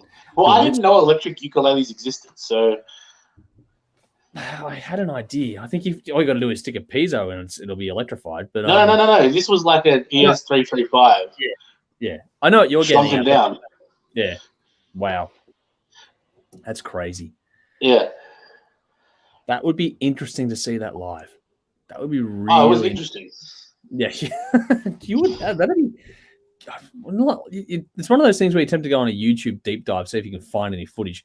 You know what I mean? Just to see what it's like. I could find it. Yeah, probably. What do we got? Hang on. Conrad says, come on down to the Gasso for live rock band karaoke on Wednesday, December before Master Hubbard's. Should you guys fancy it? Nice. Well done there. Yeah, that's true. Orange are playing the Gasso on Saturday as well. Oh, nice. Cool. 45. Doing it all day shit. So from I think 2 p.m. there's bands on. So cool. Yeah. Nice. We love the Gasso here at the Hard Rock Show. Yeah. Good little venue, that one. Great place. Helen says Tim is a great damn kit fella. So there we go. What do we got here? Chris says I saw a lovely lady at a folk festival do a cover of Wasted Years by Iron Maiden done on an 8-string bouzouki in an Irish style. Blew my mind. Brilliant. Wow. Brilliant. Awesome. That song would work too. It would. That really would. It's got the right notes and syncopation to. Adrian Smith has that. As it can write anything. Yeah, Adrian Smith songs can go with anything. I agree. Underrated, I reckon. He completely underrated that one. For me. What? Rowan says Barry, Tony, and Chunk, 3 Australian tenors who could fairly call themselves Barry, Tone, Chunk. Nice. Oh, cool. Chris has gone. I'll post the Wasted Years cover in the group for this. Amazing. Nice. Please do. Looking forward to checking that out later on. Go and check out our THRS Lounge. That'd be great. All right. On to another review. Let's move on. It's not really changing gears too much of this one, but it is going to be more interesting, I guess. Oh, or not, depending on what you like. This is Soilwork, and the reference track for you to check out is Valleys of Gloam. It's released a few days ago as we do this one now. So Soilwork, Valleys of Gloam, which is your reference track as we go through the new album. This is Soilwork with Overgiven Hayton, 14 tracks for 65 minutes, the 12th studio album the Swedish band released August 2022 by Nuclear Blast. Produced by Thomas Pleck Johansson at Nordic Sound Lab in Skara, Sweden. 3 singles have been released from this, including the title track and Nous sommes la guerre. This is the band's first album with new bassist Rasmus Anborn, who joined the band on the last album cycle, which also makes this the band's first as a 6-piece since 2013's The Living Infinite. Let's start with Dave this time. Yeah, this is not what I was expecting from this band at all. I mean, they're classed as melodic death metal or metalcore, and while there are elements of both of those styles, this is a lot more diverse and dynamic than you would think. I heard some of this band like easily over 10 years ago. But what I remember, it's quite different to this. I'm not as familiar with the band as I would like, but for long-term fans, how does this stack up against their earlier stuff? Is it a big change for this band? Yes. Has it changed a lot over the years, yeah? Yeah, oh yeah. Yeah. I remember hearing... It'd be I heard them years ago. I was like, yeah, okay, but this is great. There are the brutal elements to the music, but it's all captured really well, which makes it easy to listen to. It doesn't sound like it's been recorded in a tin shed or anything. No. There's also breathing space to the composition, as well as various tempos and lots of changes. And there are so many guitar melodies throughout. It's fucking beautiful. And gotta say, I'm sure Tim's going to touch on this, but the drummer is an absolute beast in this band. Fuck, man. And the vocals are really well done. The lyrics are excellent. And there's female vocals on Nusi Sama Iga. I'm not sure my pronunciation is. I'm sure it's wrong. But there's a song with female vocals, and it's really cool. And it's an interesting change of mood. Nus Sama Iga, whatever. Yeah, and the keys bring out. Where? How you say it? Nous sommes la guerre. That sounds about right. Album? Yeah. Yeah. That sounds about right. Yeah. Yeah. But yeah, the keys on that song bring a whole new dynamic as well. The clean vocals suit the song really well. It's cool that they can do a whole song with clean vocals rather than feeling the need to force some harsh vocals in there, which would kind of be expected. But yeah, and then you got songs that are completely different and just completely different mood to that. And there's a song, Is It In Your Darkness, where they multi-track the vocals on the chorus to have both harsh and clean. Yeah. And they blend together really well. That was great. Once again, the drumming on that song is awesome, and the fucking solo is fantastic. Electric again. It has an interesting midsection with what sounds like a violin solo. I'm guessing it's just keyboard with a violin tone on it. But then that is just so unexpected, and it works beautifully. And then that leads into the shredding guitar solo. And speaking of guitar solos, the reference track, Valleys of Gloam, fucking that solo is amazing. These guys can certainly play. And Vultures, nice change of pace. The closing moments of the song, kind of piano ballad leads into the next track, which 90-second instrumental. The guitar tone and the phrases, just wow. I think I'm going to work my way backwards with this band because I kind of dismissed them because it wasn't my style 15 years ago or so, but this album is fantastic. So I'm going to check out the previous and then work back and find my stop moment. But I gave this 9 out of 10. The title track, the song I can't pronounce, but Andrew can, Is It In Your Darkness, and the 90-second instrumental, which I can't pronounce either, but it's cool. Cool. Now, Tim, I probably am less familiar with the band than maybe you are, but at the same time, I've got some history with them as well. Would it be fair to say, like, I know it's a bigger shift, more melodic-wise on this one, but it'd be fair to say that they've been progressively working toward this point, though, do you think? Absolutely. Yeah, okay. I first heard of this band when Stabbing the Drama came out, which would have been 06 or so. Yeah. Roughly. And at that time, there was an influx of Swedish death metal. Yep. In Flames and whatnot at the gates were starting to be recognized as, become a mainstream band. You also had metalcore coming around, which was basically an American version of the same thing. Yeah. But even in that sort of homogenized group, Soilwork sounded a little bit different. Always stood out. Yeah. They were always produced much better, and I think Speed was always a better singer than everybody else. I think he's underrated too, actually, even still today. Yeah, and like I really like In Flames, but I mean, I forget that dude's name. Whatever the singer's name is. But he tends to sing within himself because he's much more limited than what speed is. And speed really tends to go for it. Yep. And there were a couple of notes on this album where I just blew me away. Yeah, he was phenomenal. He's been getting better and better. Yeah, they have definitely been working towards this too, though. And while it feels like they've taken a lot of risks songwriting-wise, because they've tried stuff that they ordinarily wouldn't try, or most metal bands, in this category wouldn't even dare dream of trying. Yeah, it doesn't feel like a risk when you listen to it because everything's so well thought out. Everything's where it should be. Everything's prim and proper. Everything flows really nicely. There's plenty of space left when there needs to be space. The use of the clean vocals. There's clean vocals where there should be clean vocals. There's harsh vocals where there should be harsh vocals. There's no fighting. There's nobody. Yeah. There's nobody trying to get their shit in. It's just what works best for each song. Yep. And we go from there. And because you've got that, you've clearly got a group of musicians that are borrowing from different styles of metal and different styles of music all over the place, and then coming together and trying to work together to make the best songs. You do get this wide eclectic variety, but it all still somehow manages to flow, which is really quite remarkable how they've done this. This is a stunning album from start to finish. If you're anywhere, in the metal world, in the progressive rock world, in the, even if you just like good composition, this is required listening. I think this is a stunning album. 9.5 out of 10. Took half a point off for fuck knows why, but whatever. Electric Again and Golgotha were my highlights. Great album. Nice. I think I noticed it on the last album too, but it's more so on this one that if Dave, just for reference, Speed, the singer in this, is the same singer in the Night Flight Orchestra. Don't judge the two. Yeah. I don't like this anymore.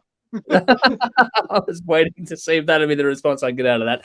But I think that those two worlds of like the early stuff from Soilwork and the stuff that comes from Night Flight, they have sort of crossed over a bit, but in a really organic, just natural cross-pollination kind of way. See, you like the Night Flight Orchestra, so I don't think that's... It's funny though, because you guys may not like the Night Flight Orchestra, but we all like this album. Exactly. So this is, I don't care what side of the fence you land on this one, this is a fucking stunning release. You got to check it out. As always with these guys, you get a great journey, one hell of a lot of drama and a listen. This album is no different. The tone is set from the opening track, and I love the opening track on this record. I think it's an absolutely stunning way to get into it. Just expansive all the way through this listen. This has everything. It's got electric and acoustic guitars, piano, keys, pounding drums, bass, all with clean and harsh singing at the same time. There's great composition and performances all across this one. And like Tim said, everything is in its place. Nothing's forced or shoehorned in. It's all really organic. The thing just fucking breathes and flows wonderfully. It's a change with these guys. What I really enjoyed is how they've progressively been leaning more into melody as the years have gone by, but this one really does not quite really completely double down. You still got plenty of aggression in this one, but they just know how to use it and make it more of a focus without detracting from the other stuff that they do so well at the same time. And I think they've nailed it on this one. That balance between the harsh and the clean, the melody and the aggression is, I think, pretty much fucking perfect on this one for me personally, taste-wise. But that said, if you're an old school fan that likes the more aggressive side, you've got plenty of that here. Don't worry about it. I know we're talking a lot about melody tonight, but there's still plenty of aggression, plenty of bite, plenty of grit in this one. It's just the way they play off of each other is just perfect for this kind of a listen. When they want to, they crank up the frantic energy on this one too. Like Dave was saying, the drumming is fucking nuts at times. It's insane. But I think no matter what the mood is for the songs, be it aggressive or melodic, the lead work is fantastic too. I said before, I think Bjorn is underrated as a vocalist. Speed, I think he's fantastic. It could be one of his better performances overall on this album here. And I think the mix, I mean, Plek is a great mixer, so whatever, you're going to get that. But I love the mix. Every detail can be fucking heard. The layering is perfect. There's a lot going on in this one. There's a lot to listen to, but it's so clean in the presentation. Nothing's messy, nothing's muddy. There's a lot going on, but everything is so well positioned that it's just perfect. It's pristine. It's so good to listen to this on a deep dive as well. You can listen to it casually, but the deep dive is just really fucking worth your time. The tones and balance are fantastic across this one. I love how the vocal layering in particular has been done on this one. Not a heap of tricks in this one. Just, it's just that whole thing where you get a great tone at the source and just mix it in together nicely. And it's just really done. There's depth, space, really great use of reverb, but it's got lots of punch in this too. It really does pound when they want it to. And that all ties into the writing of the songs too, because there's a lot of emotive shifts going through this one. And not only across the album, but within the songs too, the gear changes that go through. It's all really fantastic. Again, that writing, that composition, the performances to go with it. This would be so good to watch this one played from start to finish live. I reckon it'd be an absolutely riveting show to watch this one played live. Lots of different flavors in this one as well. You've got a little bit of a Western touch in Vultures with that almost slide guitar kind of thing there. That was a pretty cool little moment. They're not one-trick ponies, but everything fits. Everything does work in really nicely on this one, which makes it fly by as a listen too. The use of instrumental tracks on this one, just like Coffin Carousel, was a nice way of doing things. And it broke things up on this one even more so. Between the opening sort of minute and a half of the album and the other sort of ones toward the end of the album, they really do serve to break things up and set the mood and the tone for what's coming next afterward really nicely. They help this album stay engaging. Not that there's a problem with that anyway, but they just do that a little bit more to sort of keep you locked in. And when they lean into the groove with tracks like Death, I Hear You Calling, fuck, that's a good one. That was a great track groove-wise for me on this one. That was really cool. You get another underappreciated aspect of what these guys do. And that groove aspect of these guys has always been fantastic. And just they've really got the swing going on this one as well for me. If you like it aggressive, but still plenty of melody, this is one you got to check out. It's epic. It's got a journey in it. It's got everything you want. This is a band and in particular an album you need to get onto if you like that kind of stuff. This gives you pretty much everything you want from this genre of music. These guys simply one of, if not the best at what they do at this point in time as we talk about this sort of stuff. So damn consistent across the board. And they've done it again. This is another fantastic album from these guys. I love the closing track on this one as well. On the Wings of a Goddess Through the Flaming Sheets of Rain. What a closing track. Like the open and close, the bookends of this album are absolutely fantastic. This is well worth your time. I gave it a 9 out of 10. The title track, Overgiven Heaven, Death, I Hear You Calling, and Dreams of Nowhere are my standouts on this one. But yeah, there's some joy in that one for everyone. We all liked it, so there you go, folks. We're 2 for 2 so far. Got a funny feeling like we're 3 for 3. We'll see how we go. Well, with the last couple albums. The next album sucks. Like, because we talk about, with the great metal bands of the past, 20 years. You've got Machine Head, Lamb of God, Mastodon, Gojira. Yep. Your Devon Townsend projects. Yeah. With the last 3 albums or so, Soilwork on the door of that group. Yeah, they're in the conversation now, aren't they? Definitely. Yeah. For mine, I think they've come along in leaps and bounds. Just that. Yeah, their progression as they've gone through has been really interesting to watch for me over the last decade. Anyway, listening to them when they come through. So it's a band I probably wouldn't have found if it wasn't for doing this, but I'm really glad I have now, kind of thing. And yeah, I think they're touring again later this year. I think, or is it next year? I forget now. They're always touring here. Yeah, but this will be a fucking. That's the great thing about this album is that like they could throw in Stabbing the Drum or Nerve in between these songs. And it'll fit perfectly. Yeah. That balance with the light and the shade on this album is just perfect. And it will fit with the back catalogue. I reckon if you cross-section this into the songs, like it's one of those ones where normally when a band tours, you'll hear a bunch of the new stuff and people will go, oh, okay. But this one will fit. Oh, it's going to work totally well. Yeah, this one will fit.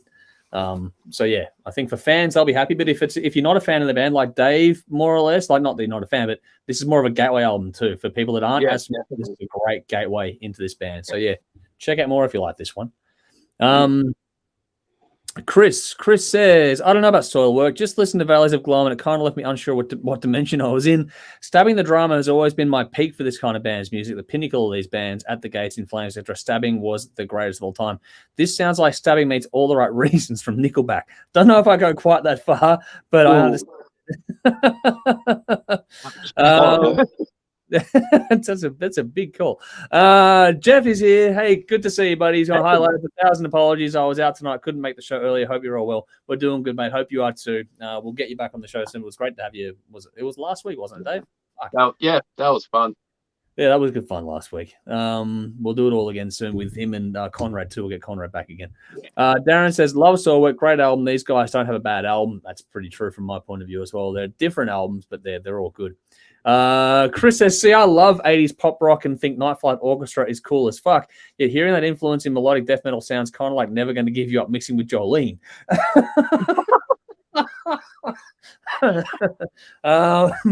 Nice call. Oh, man, that's never going to... I don't hear Night Flight at all in Soilwork. I think for me, because it's the vocal, maybe it's the vocal that does it, because I can hear the similarities across two bands, but that's obvious because it's the same fucking singer, but maybe that's what it is. But just getting rickrolled with Jolene is an interesting sort of concept there, Chris, so thanks for sharing. Helen says, all right, then, Soilwork. I would like to hear vocals in isolation and not what sounds like getting used, like it's using a studio vocal. Tim mentions a group of musicians who are kind of borrowing. My honest opinion is that is white noise. I'll never discount talent. I may need to listen more. Give this one more attention. One song isn't enough to get the full read on what these guys do, I don't think. So just to be fair to the band. Going back onto Conrad. Conrad says, cheers, Kane. Yes, we'll get you back soon, buddy. And Gear says, hello, Australia's Vikings. Next year, Viking Queen coming and to kick ass in Australia. We're looking forward to seeing you out here, buddy. Keep yourself well over there. Vinny says, I think they're great. Perfect for those who like their rock but have peanut allergies. Right. Audience comments are on fire. We are on fire with the audience commentary tonight. Well done all round. All righty, let's get to it. Let's get to the classic one. All righty. Dave is waiting for your reference track. Is going to be none other than Welcome to the Jungle. We are, of course, talking about. Damn it! I was hoping it was Sweet Child of Mine. No. I mean, whichever one you choose, they're all. It's that whole thing where they're all going to be so overplayed. It's not funny, so whatever. I just went with the most obvious one. With Captain Obvious, it's Welcome to the Jungle. Change was completely fucked up.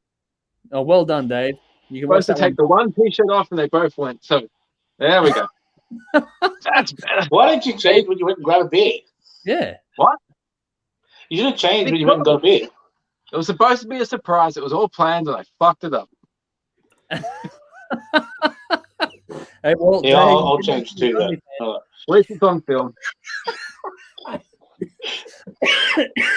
Wow. Like I said, man, it's OnlyFans. You get a striptease. Oh, my God. We are getting wardrobe changes on the fly, 2 of them in a row, and Tim's was by far the smoothest. Mind you, less complicated one, so we'll go with that as a win. But anyway, yeah, like I was saying, your reference track is Guns N' Roses' Welcome to the Jungle, which is from, of course, the mighty Guns N' Roses. Dave goes on an absolute tear. All right, if you're listening to this on audio later on, Dave is sticking all these vinyl fucking pops and every single bit of Guns N' Roses memorabilia he's got into the shot. So you may want to check this out at some point on online if you just listen to the audio. But yeah, this is band cover. Dave is showing off now. Mm-hmm. When you're done, we'll get to him later on. But anyway, this is Guns N' Roses with Appetite for Destruction. This is 12 tracks, 54 minutes. The debut studio album from the American band, released July 1987 via Geffen. Here we go. At 3 different studios across California. 5 singles were released in this, including Welcome to the Jungle and Sweet Child of Mine. Not an immediate success. It ended up peaking at number 1 in the US, number 5 the UK, number 7 here in Australia, along with a host top 25s all over the world. It's been certified multiple times platinum in 7 countries, including 18 times in the US, 4 times in the UK, 7 times here in Australia. Also, it's diamond, platinum, or gold in at least 11 other countries. Dave is going off. This is one of the best-selling albums of all time and is also widely regarded as one of the greatest debut albums ever. The album is celebrating its 35th anniversary this year, and as such is this week's Patreon choice. So if you want to get involved in voting for this one, you know what to do. Check out our Patreon page, more information on that. And Dave, you can fucking sit and stew and wait. Tim, over to you. I knew you were going to do that. I knew it. So I'm just going to bury this album. I'm kidding. I would love to see Dave's face if you just started off doing that just for a moment. I'm kidding. No, look. I struggle to review an album like this just because, like, what can you say about it? I mean, that's the thing, isn't it? Yeah. I think a review for an album like this is just more or less a discussion point. Yeah. Because most people have heard it, and if you haven't heard it, you're probably not watching this show. Well, yeah. But it is one of the great. It is. I think it's fair to say it's the greatest debut album of all time. It's up there, if not, yeah. Yeah, I don't think there's It's most hard. bands get into their stride in album 2 or 3. You know, these guys. Yeah. It's hard This to was the this is the cream of the crop. I remember listening to this probably 6 months ago, and it would have been the first time I'd heard it in maybe a couple of years, just because, you know, as Dave goes, fucking light show now. What the fuck? I'm sorry, man. I'm interrupting you. But I mean, I remember listening to this probably 6 months ago after a couple of years not listening to it, just because of, you know, you fall out of rotation with things as things go on. Yeah. And almost being like, again, having that feeling of, you know, almost listening to it for the first time again, because you kind of, because it's around so often and it's just part of that cultural thing, you kind of forget how good it actually is.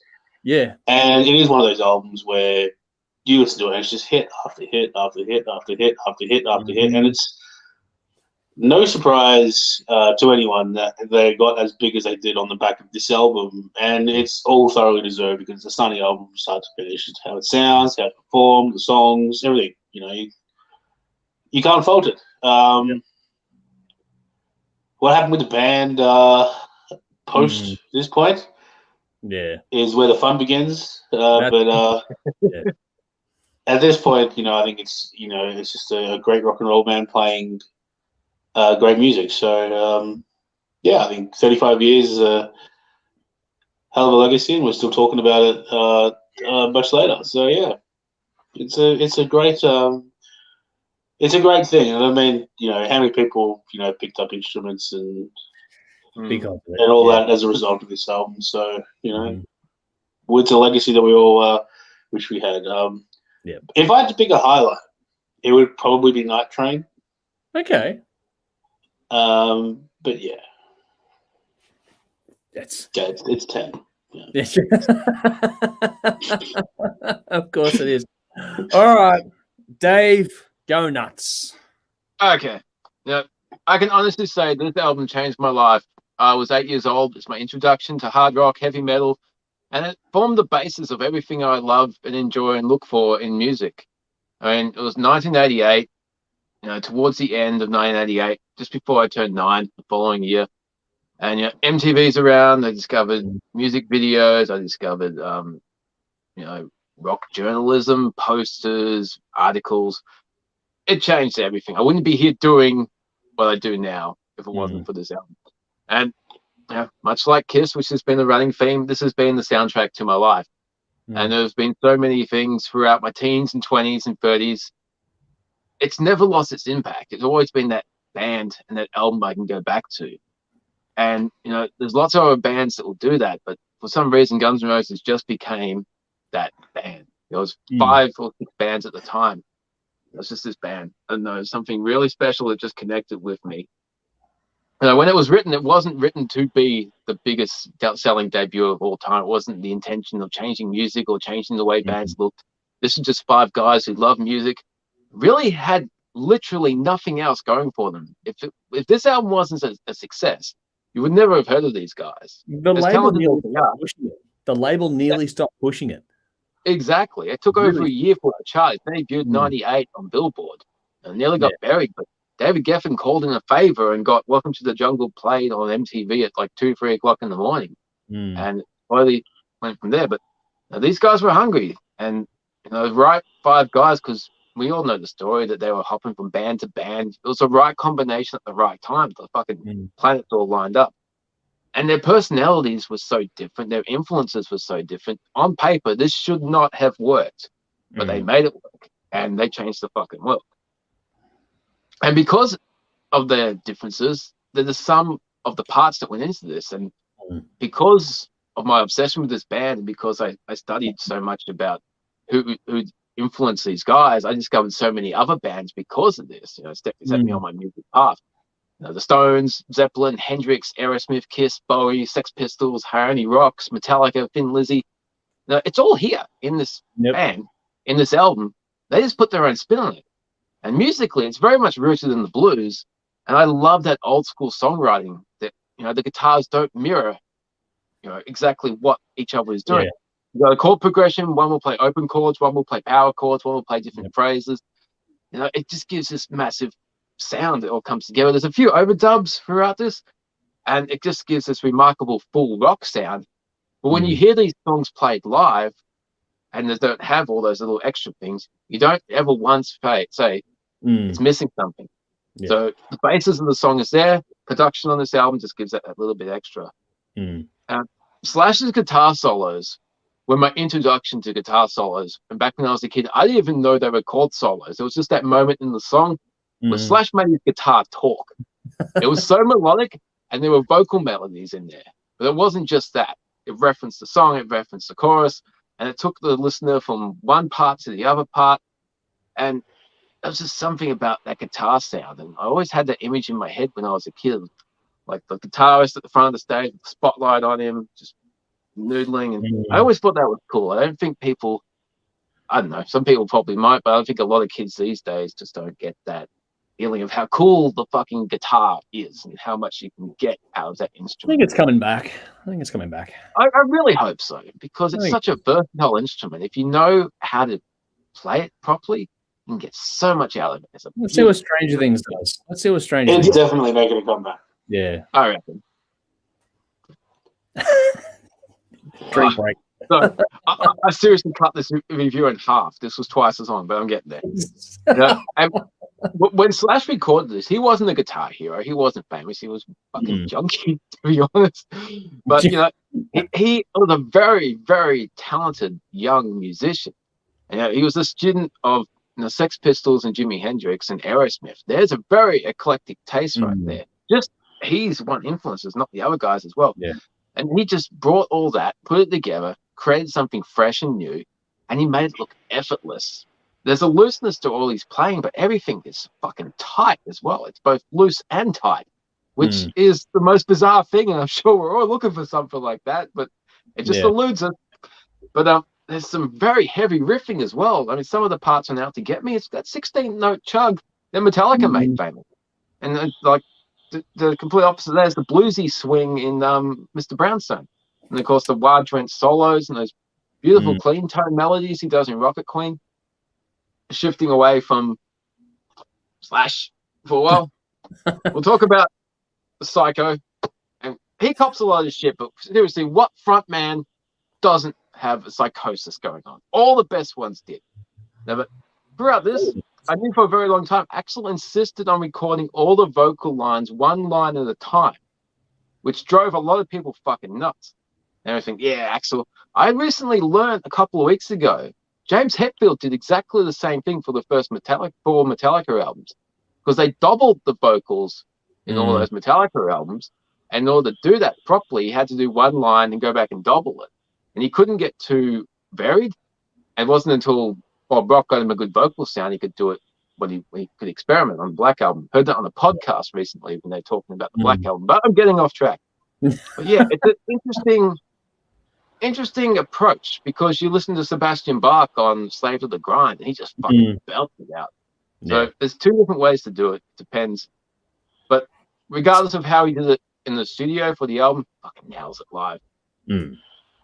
And you know, I read there were people at the time when this was released that they thought they had more than one singer, because there's so many different tones and styles to the way he sings.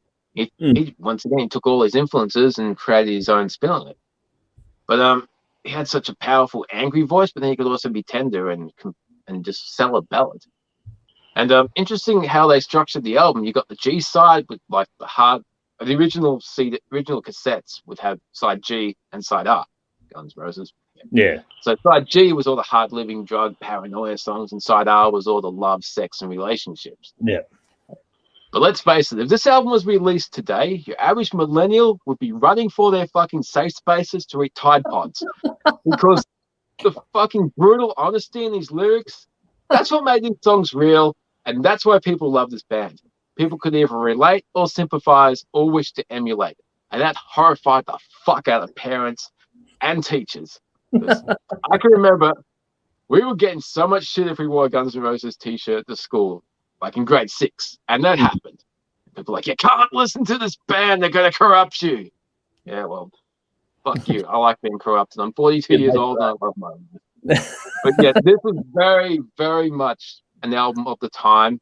It was the right album at the right time. If this had been released 10 years later, as good as it is and as iconic as it is, no way this would have been as successful in 1997. No way. No, it's timeless. It's a product of its time, a time of excess, and that helped elevate it to its legendary status. Now, I don't know. You don't have to know the band to know one of their songs. Yeah. Or their image or something. You know something about this band. They're just ingrained in pop culture. Yeah. Keeping with the obligatory Kiss references for this episode, Paul Stanley almost produced this band. To be honest, I'm glad he didn't.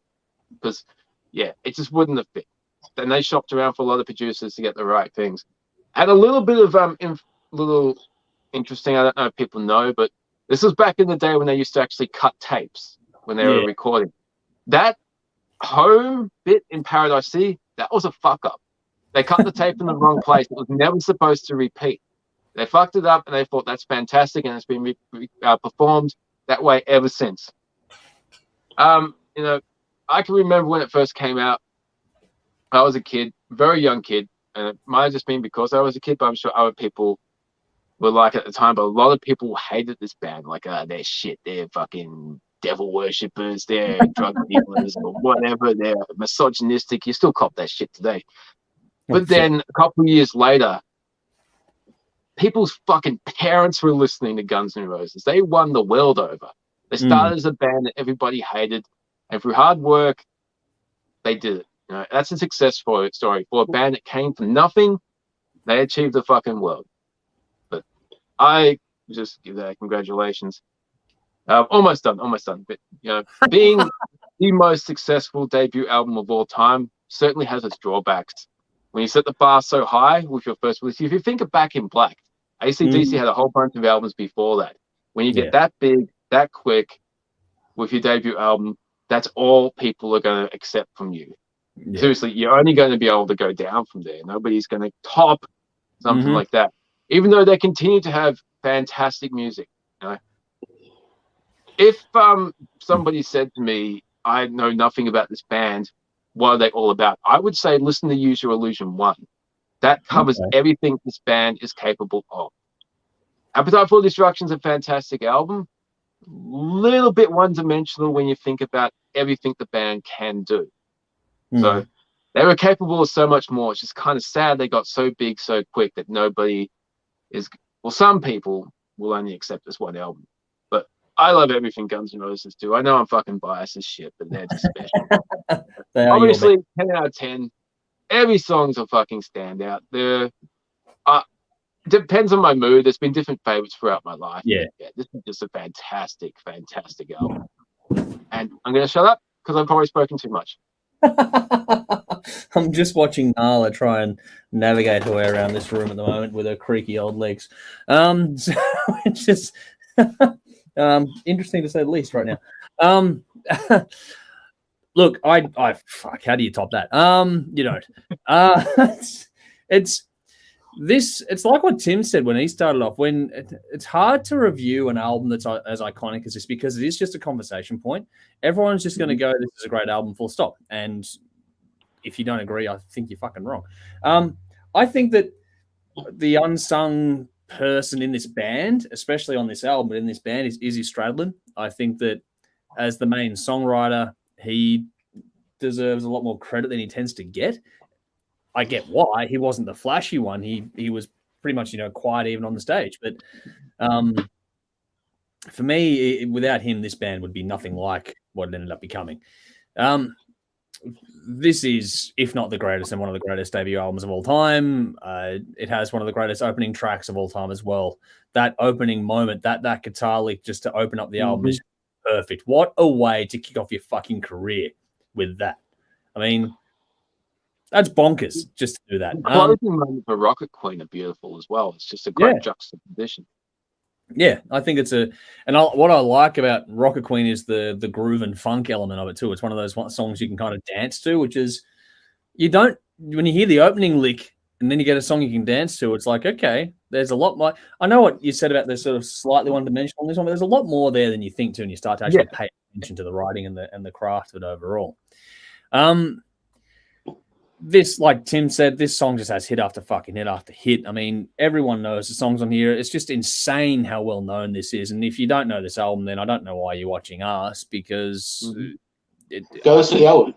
Yeah, just go listen to the album, because honestly, it will blow your mind. This is one of those rare gem albums that are something for any mood, and every time you listen to it, you'll be drawn to a different track, such as the strength of the writing across the board. I think the production's fantastic. It holds up so well 35 years on. It's one of those all-time masterclasses in that regard as well. The dynamics this one has, also getting such a distinctive tone on your debut is rare as fuck. So many debut albums tend to sound like the bands at the time. These guys changed the sound of the time when they brought their debut album out. That's a hell of a feat. There's a thought. Yeah. Mm-hmm. Like Appetite sounding like 1987. Oh yeah, I mean that. Just think about that for a second. Like this doesn't. Imagine this sounding like Phil Collins. Woof. Yeah, exactly. Big snares. But that would be bizarre. But no, it's just one of those things where, kind of similar to what AC/DC did to the guitar tone, these guys did the same thing with the way they changed the rock sound of the time. You've got a bit of everything on this one. You got heaps of attitude and aggression on parts of this one. But what's cool is little things like the softer moments on this one, but also, like I was saying, Rocket Queen, how it's a danceable track. Like, you get a little bit of everything in the debut album for these guys, which is fantastic. This has one of my all-time favorite songs from anyone, but from this band in particular, in My Michelle. There's a backstory to that one. A friend of ours, mine, Shane and I, know a girl called Michelle, and which is one of those things that we'd always just sing around to her because she didn't live up to the song at all. It was just one of those ones where you find the person that's the opposite and you sing a song about that name to them, and it just sort of freaks them out, it was just fun. And so it became one of my favorite tracks ever for that reason. Everyone knows this album. If you're into this stuff at all, if you're watching shows like this or listening to podcasts like this or whatever, you know what you're getting out of this. Everyone knows this album. It's one of a kind. It's fucking massive. It deserves to be. It flows really nicely on this one. It flies by. It's easy to repeat spin. I mean, ultimately, do you really need notes for this? Not really. Everyone knows the album. No one can beat Dave's review anyway. It's one of the greats. This is truly one of the greats, deserving of its adoration and regard. And it does stand up as one, like I was saying, if not the greatest, then one of the greatest debut albums of all time. I'm going to give this 10 out of 10 as well. How can you not? Paradise City, My Michelle, Welcome to the Jungle. If I had to pick standouts, but you can listen to any song on this one, like I was saying, at any time, and get something for any mood that you are in. We have comments. Of course, we have comments on an album like this. So let's get to those. Anyone wants to hear the original Anything Goes? Track this down. Okay. Hollywood Rose. Axl Rose, a lot younger. Anything Goes. Different lyrics, different feel. Izzy Stradlin's in the band too. It's an interesting way to see how much the song changed over time. Okay, cool. Okay. All right. Helen says Dave's on the roids. He's on something. Sally says, "Come on, Dave, flog us with your merch." Mal, the best debut ever, bar none. Vinny says, "Dave is off the chain, kids. This is what sugar does to you visually. This is your brain on Guns N' Roses."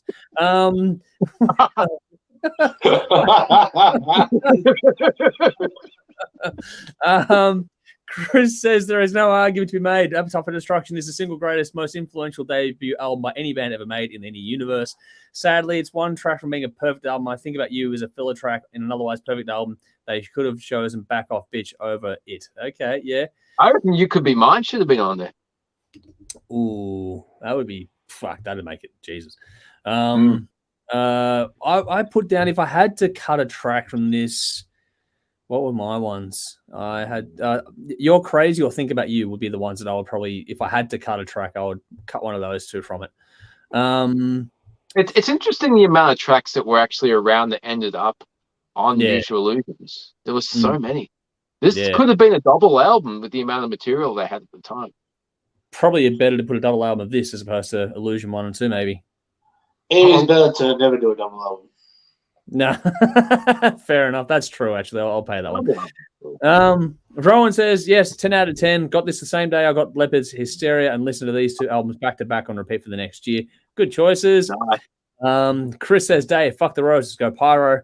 But also, just keep your gun in its holster, please, Dave. It was all going to come off, man. It was all going to come off. Jeff says, easily the best debut album of all time. 35 years on, it hasn't aged today. Timeless. Vinny says, Dave has lifted like a mare's tail here. So, yes, there we go. He's being mounted by one as well. Conrad says, superb record. Saw them on this tour in 88. They were fierce. Seen them with the reformed lineup 3 more times now since Europe. Still superb, and Appetite still sounds great. Many years later, Rocker Queen, best song on the record. There we go. A lot of love for that track tonight. Helen says, however, Dave's choice is his choice. Let's not forget this is the first foray into music. I respect that, and it's ingrained in his DNA. So there we go. Jeff says, I just remember seeing that debut video of Welcome to the Jungle very early in Canada on the Power Hour of Much Music Canada's version of MTV, and the Headbangers Ball was dumbfounded. Yes, that would have been fucking massive when it came out. Conrad also says, a lot of people seem to focus on Axl and Slash, however it is Izzy Stradlin, of whom is primary songwriter for this and the Illusion Records. Without Izzy Stradlin's songwriting, Guns N' Roses would never have been anywhere near as successful. I agree. I think there's a lot of collaboration as well. I know Izzy gets a lot of the credit, but they brought songs from Road Crew as well, which was Slash, Doug, Ben Stevens' band, and they lived together for a long time. And a lot of these songs were performed, live leading up to recording it, so they honed it together as a band. So they're mostly credited as Guns N' Roses, so that was a collaborative effort. Yeah. What do we got? Rowan says, particularly like the combined guitar sound of Izzy with Slash. It's a unique sound. That's true. Those two tones together and those players together works really nicely. That was great. Yeah, I think Izzy, is the main writer, but it wouldn't have worked as well without the same people. You know what I mean? You couldn't have Izzy with other people. It needed these guys to make it work. Chris says, P.S. MTV Live at the Ritz 87 is easily the greatest recorded live performance of this band. There we go. A lot of love for that one too out there. Helen says, Dave, if you were born in 1980, I was already in my 20s and going to gigs with Magazine, International, Rock and Punk. I love your passion, man. You come alive on Guns N' Roses. Bravo. So there we go. More kind words for Dave tonight. Jeff says, Dave and I may be in completely different universes with Rush, but here we're on the same page, same paragraph, same sentence, same font. Good job, Dave. So there we go. A lot of love for Dave going off his head tonight. Vinny says, Axl's duet with Elton John at the Freddie Mercury tribute concert was phenomenal. Still watch that from time to time and get them feels flooding back. Nice. From Vinny. Conrad says, people focus on Slash too much. Izzy is neglected and overlooked, yet he's the primary riff master, not Slash. I agree with that too. I love the rhythm work. Darren says, great album. Seen them on this tour and they fucking smashed it. The only relevant Guns N' Roses album. There'll be some comments on that one. I'm sure we've had debates about that behind the scenes, haven't we, Tim? Oh, yeah. Jeff says, nothing that's hard to get your head around is this album came out at only 7 years out of the 70s. Think about that and how much music had changed so much from the end of the 70s. That's crazy. That's a very good point. That's a very so good much point. happened in the 7 years.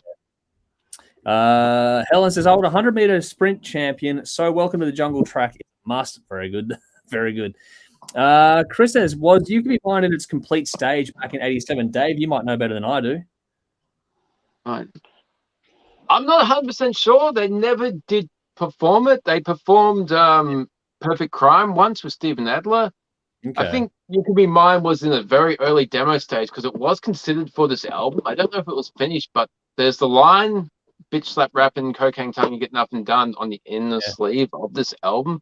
Okay. But if there was a demo, I haven't heard it, and I've got so many bootlegs. Yeah, Dave is the king of tracking down anything Guns N' Roses for us. But here we go. One negative. Nicole says, I swear I'm the only person who dislikes this band. Kudos to their success, though. And that's the thing. No matter how successful a band is, there's always going to be people that don't like it, Dave. There's always going to be that. But I think that about wraps us up. Is there anything else you guys wanted to contribute to this, or have we waffled on long enough over one album in particular? I made it through Kiss and Guns N' Roses, and I still got my clothes on, man. I know. I'm amazed. I am amazed. Is there anything else you want to do? We just need to get Nightwish happening, and we're or Dream Theater. Dream Theater, and I'm anybody. It'd be the trifecta for Dave. In all seriousness, we love picking on Dave when it comes to this stuff, but I love the passion. I genuinely do love exactly. That's what That's what we're all here for. Yeah. That's it. Passion. Now, subscribe to my OnlyFans where you'll see lots and lots of music. I'll subscribe if you do a video saying, check out these guns.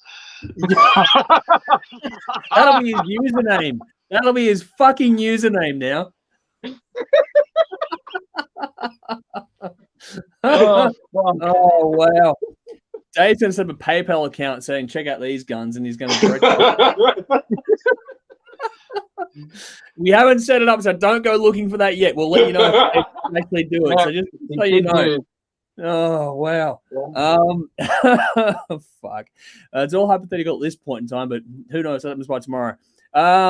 Quickly, Mal's gone, will Jeff be back? Jeff will be back, as will Conrad. We'll have them both back at different points in the future. Chris says, need a Poison special. My first ever concert, a special place in my hard rock and heart for that band. So we're going to cover a lot of stuff. Yeah, we've got a lot to cover still. We're never going to get anywhere near covering it all, but we'll try. Conrad says they were the next Sex Pistols in the Attitude and Hysteria, the controversy surrounding them. They were fucking insane. Yeah. The news around these guys was just nuts. Jeff says, passion in the warfare. Keep your clothes on, Dave. So there we go. My belly button. Oh, my God. We don't need to see your lint collection, okay? Helen says, great stuff, lads. Loads to unpack, and Dave's gone rogue with his headband on the barbecue. So, yes, there we go. We want to see Dave pull a Tommy Lee. Yes, well. Oh, Tommy Lee fears me. What the fuck? Okay. That's bold. I'm going to clip that and send that to Julia and see what she thinks. So, what do we got? Jeff says, on cloud 9. Julia did see that photo. She's like, yeah.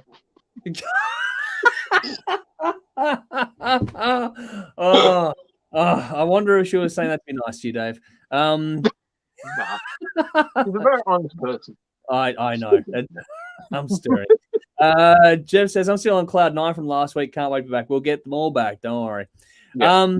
But we'll start to wrap things up here. I'm going to do a quick shout out to a bunch of people on our Patreon page. So if you want to get included in this one, make sure you jump in there. So TC, Sonia, Lee, Bell, Conrad, Jeff, both of which we'll get on the show again soon.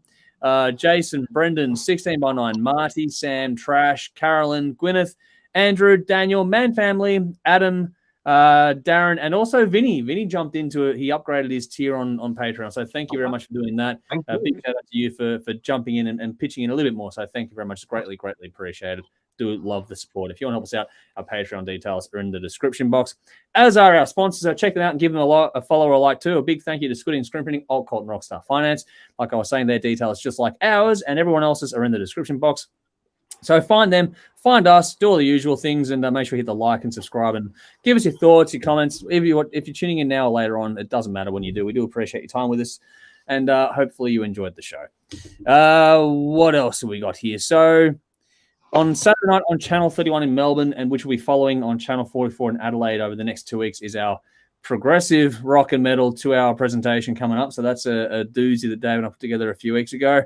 Our next live stream will be next Thursday night. We're back again. And next time we're going to cover, Tim, you may want to jump in for this one. We're going to do the chats. That'll be in there. I saw the chat. I actually did see the chats recently. Oh, yeah? How was it? Fucking great.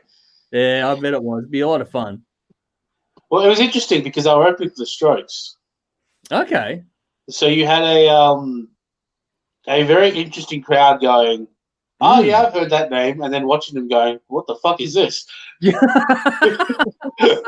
It somehow puts me in mind of the Datsuns opening for Metallica. Not Lamb of God opening for Metallica. Oh, yeah. It was that vibe. Wow. That'd be fun to be there a bit. Just reading the room, feeling the vibe of the room. But anyway, we're going to cover the chats next week with their new album. We're also going to go back and revisit a 10-year-old album from Circus Maximus. And I dare say at this rate, from what was going on at the top of the show, what are we thinking here? Should we do Machine Head in the next stream? I reckon. Yeah. Seems to be the winner. What do you think, Tim? Yeah, I think so.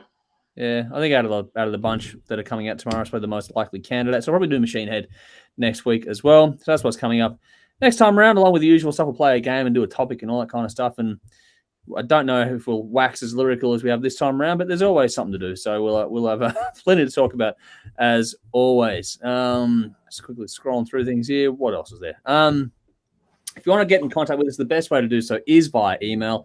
I know the website's playing up in that regard. Don't use the contact form. Just go to media@thehardrockshow.com. That is the best email address for us. But again, that's in the description box too, so just check all that out. And I think that's roughly about it. We have a few more comments. Let's get to those before we get to the bin. Chris says, Jesus Christ, Davis changed into more clothes than I actually owned. I'm fucking t-shirts and bandanas all over the place. Cleanup's going to be a bitch. I didn't even get it out. Oh, God, here we go. So Darren says, that's what it's supposed to look like, Dave, when he was talking about the reference to, or the comparison to Tommy Lee. Wow. Helen says, you boys need a night out on my terms. Let's see who cuts it. Thank you and best to the four-legged beastie. She's here with me tonight. I don't know if we can do it anymore, going out and cutting like that, but no, Nala's here with me tonight. So she's actually decided to lie down beside me, which is okay. She doesn't normally do that, but it's usually Caesar, but she's done it tonight. Conrad goes, I think your Dave is broken. You have no idea. I was broken 30-something years ago when this fucking band came into my life. I've never been the same since. I was such a sweet, innocent kid. Were a long time ago. That a lot's changed since then, Dave. Even thinking of the time frame you've been with us. Chris says Horsehead open for Metallica. That would have been interesting too. Although I can see Horsehead working in my own way. Chris also Machine Head only if you include the version Burn My Eyes with Allen's on Fire. Okay. What do you think, Tim? Did they re-record Burn My Eyes recently as well? I don't know. They did something with the original lineup, or the original bass player or guitarist and drummer from Burn My Eyes recently. No. All right. But they're a totally different band now to what they were then. Yeah. Helen's got the other reminder here saying Stone Trip on Saturday, no association whatsoever, but shit, they're insane. Vocalist is next level. Yes, they are a great band. Go and check them out. They are well worth your time. And Darren says, awesome stuff, guys. Have a great one. We will try our very best to. Thank you all very much for tuning in. Before we get out of here, we do have to feed the bin. So, Dave, let's start with you. What are you feeding the bin?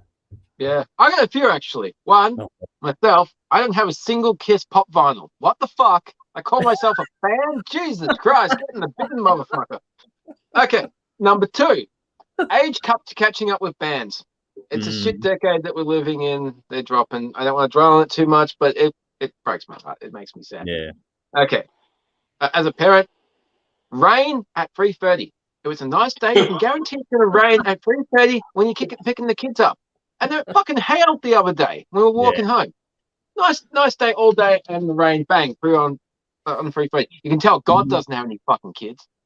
He just doesn't like you, Dave. I wonder why. All the stuff you said. It's a black storm cloud above me. I probably deserve it too. You do. With the comments you made in the past. I make a lot of comments about the Lord, so I'm probably in big shit with him.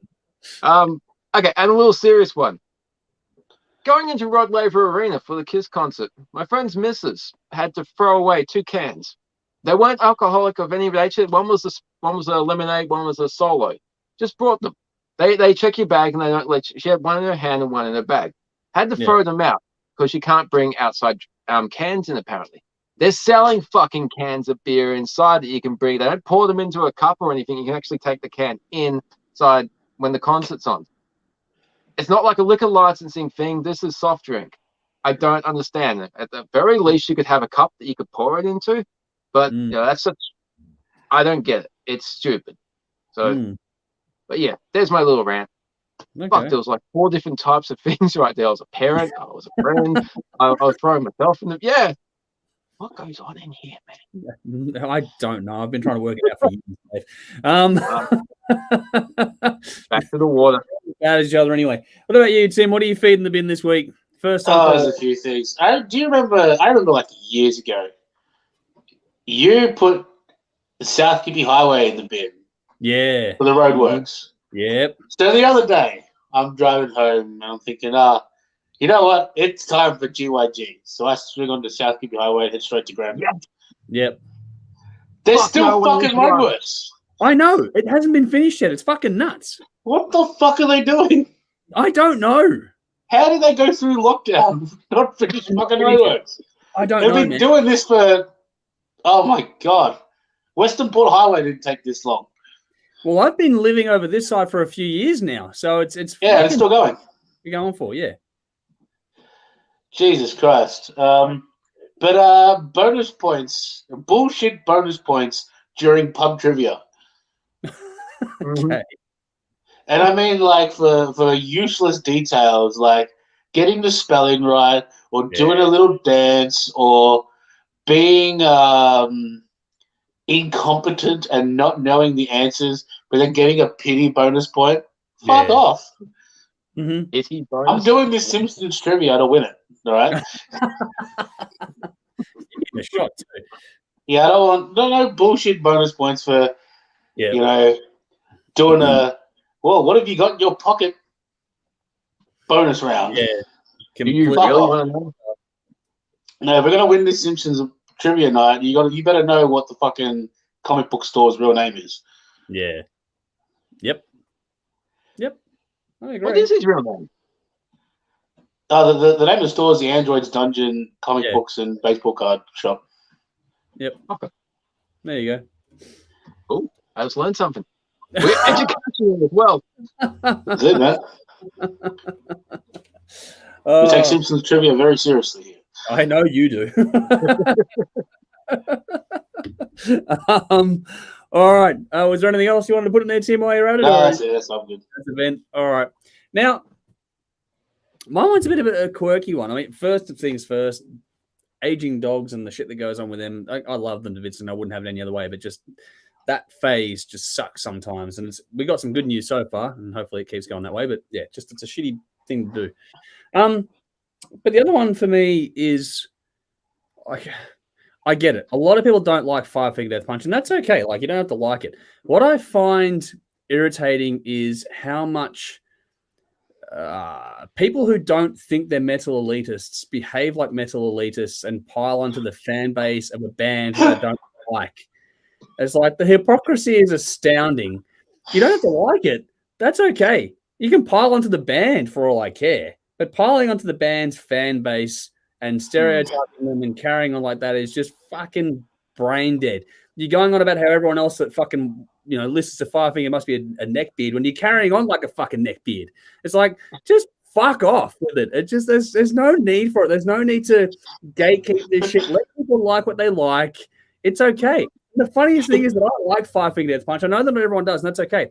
But I listen between 350 and 500 albums a year, numerous times for review purposes. It's like, I guarantee you these motherfuckers aren't listening to as many albums as I am, as deeply as I am. So fuck off. Just fuck off. Just inane, pointless stupidity. All for the fucking upvotes on Reddit. Fuck off. But they're so memeable. I know. I get the funny side of it. It's just, what the fuck? I'm not sitting here saying Five-Finger Death Punch are fucking the best band ever. I like them. I think they're fun. I'm becoming a fan from what I've heard recently. I ignored them for so many years, but they're actually really good. It's the how do I put this? They're just so American. Mm-hmm. When something so like these guys eat bald eagle eggs for breakfast. Yeah. You can't get more American than these guys. Like, it's just so... like there's Five-Finger Death Punch and there's John Daly, and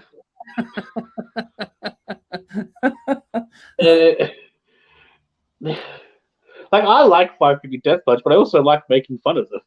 Hey, you can make fun of them. I'm not talking about making fun of the band. It's like the whole thing where they just crack into a fan base. It's like making fun of Hulk Hogan. Like, yeah, well, that's a good point. Like, they are to the music world what Hulk Hogan is to wrestling. Oh man, they got to cover real American. That'd be like, when we're talking about Kiss, I'm not okay. In the grand scheme of Kiss world, I'm not the biggest Kiss fan, but I don't mind Kiss. But I also enjoy making fun of them. Yeah, anything can be made fun of. Yeah. Because there's a target there, There's a I don't have a problem picking on a band. I think it's funny as fuck, and they're so memeable. I just find it funny when you're watching the hypocrisy of people just carrying on like the thing they hate and shitting on an entire fan base for it. It's like, yeah, it's kind of silly gatekeeping bullshit. But anyway, people do what they do. It's not going to change anything. It's me having a fucking old man yells at cloud moment, so whatever. It just is what it is in that regard. But I think that's about it. We've got a few comments to go through. Let's quickly try and find some here. What do we got here? Chris says, later, fellas. Thanks. You're welcome. Thank you for joining us. Hopefully you enjoyed the show. Vinny says, my bin is not having hair any longer. I swear when I catch my reflection while I'm headbanging to some tunes, I resemble a big penis being shook after a whiz. Oh, man, you just got to do the Scott Ian, man. Yeah, that's a very vivid description.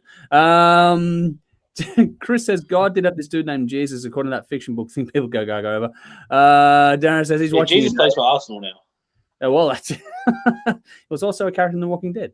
Helen says, hey, Dave, chill on the merch, man. Keep the memories alive in the grey matter. And yeah, Labour is a ship venue. So it's my mates who played with Kiss on Saturday, but too much fuckery and regulation. What do we got? Nicole says they were doing that on that road when I left Vic 5 years ago. It's fucked. They're still doing that goddamn thing. It's fucking stupid. And it's the same section. It is. I don't know why. Near Pound Road, yeah? Yeah. Yeah, it's fucking nonsense. Darren says, I'm with you, Tim. South Kippy is fucked. I'm so glad I don't live or have to drive down that road every day.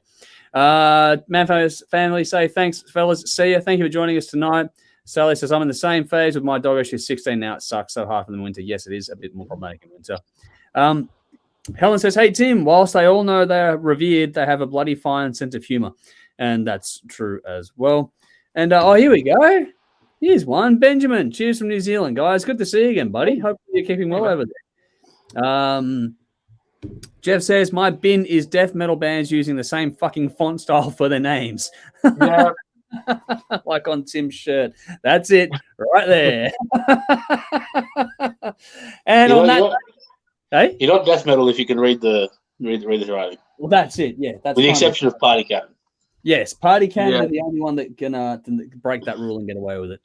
All right, here we go. Vinny says, one more woke kiss. Peter the microchipped Catman kiss. All right. On that note, with all the bad jokes, is there anything else you guys wanted to say, or are we going to get out of here? Yeah, let's get out of here. Let's get out of here. All right. Well, thank you all for tuning in. Hopefully you've enjoyed the show. We'll see you all again very, very soon. Until next time, or same time, place next week, or whenever you're checking us out on TV. Rock and roll all night. And that's it. But anyway, party every day. Have a wonderful time. There we go. Drink up. All right. I'm Andrew. I'm Dave. Tim. Let's have some routine here. See you next time. Until then, drink up. Rock on.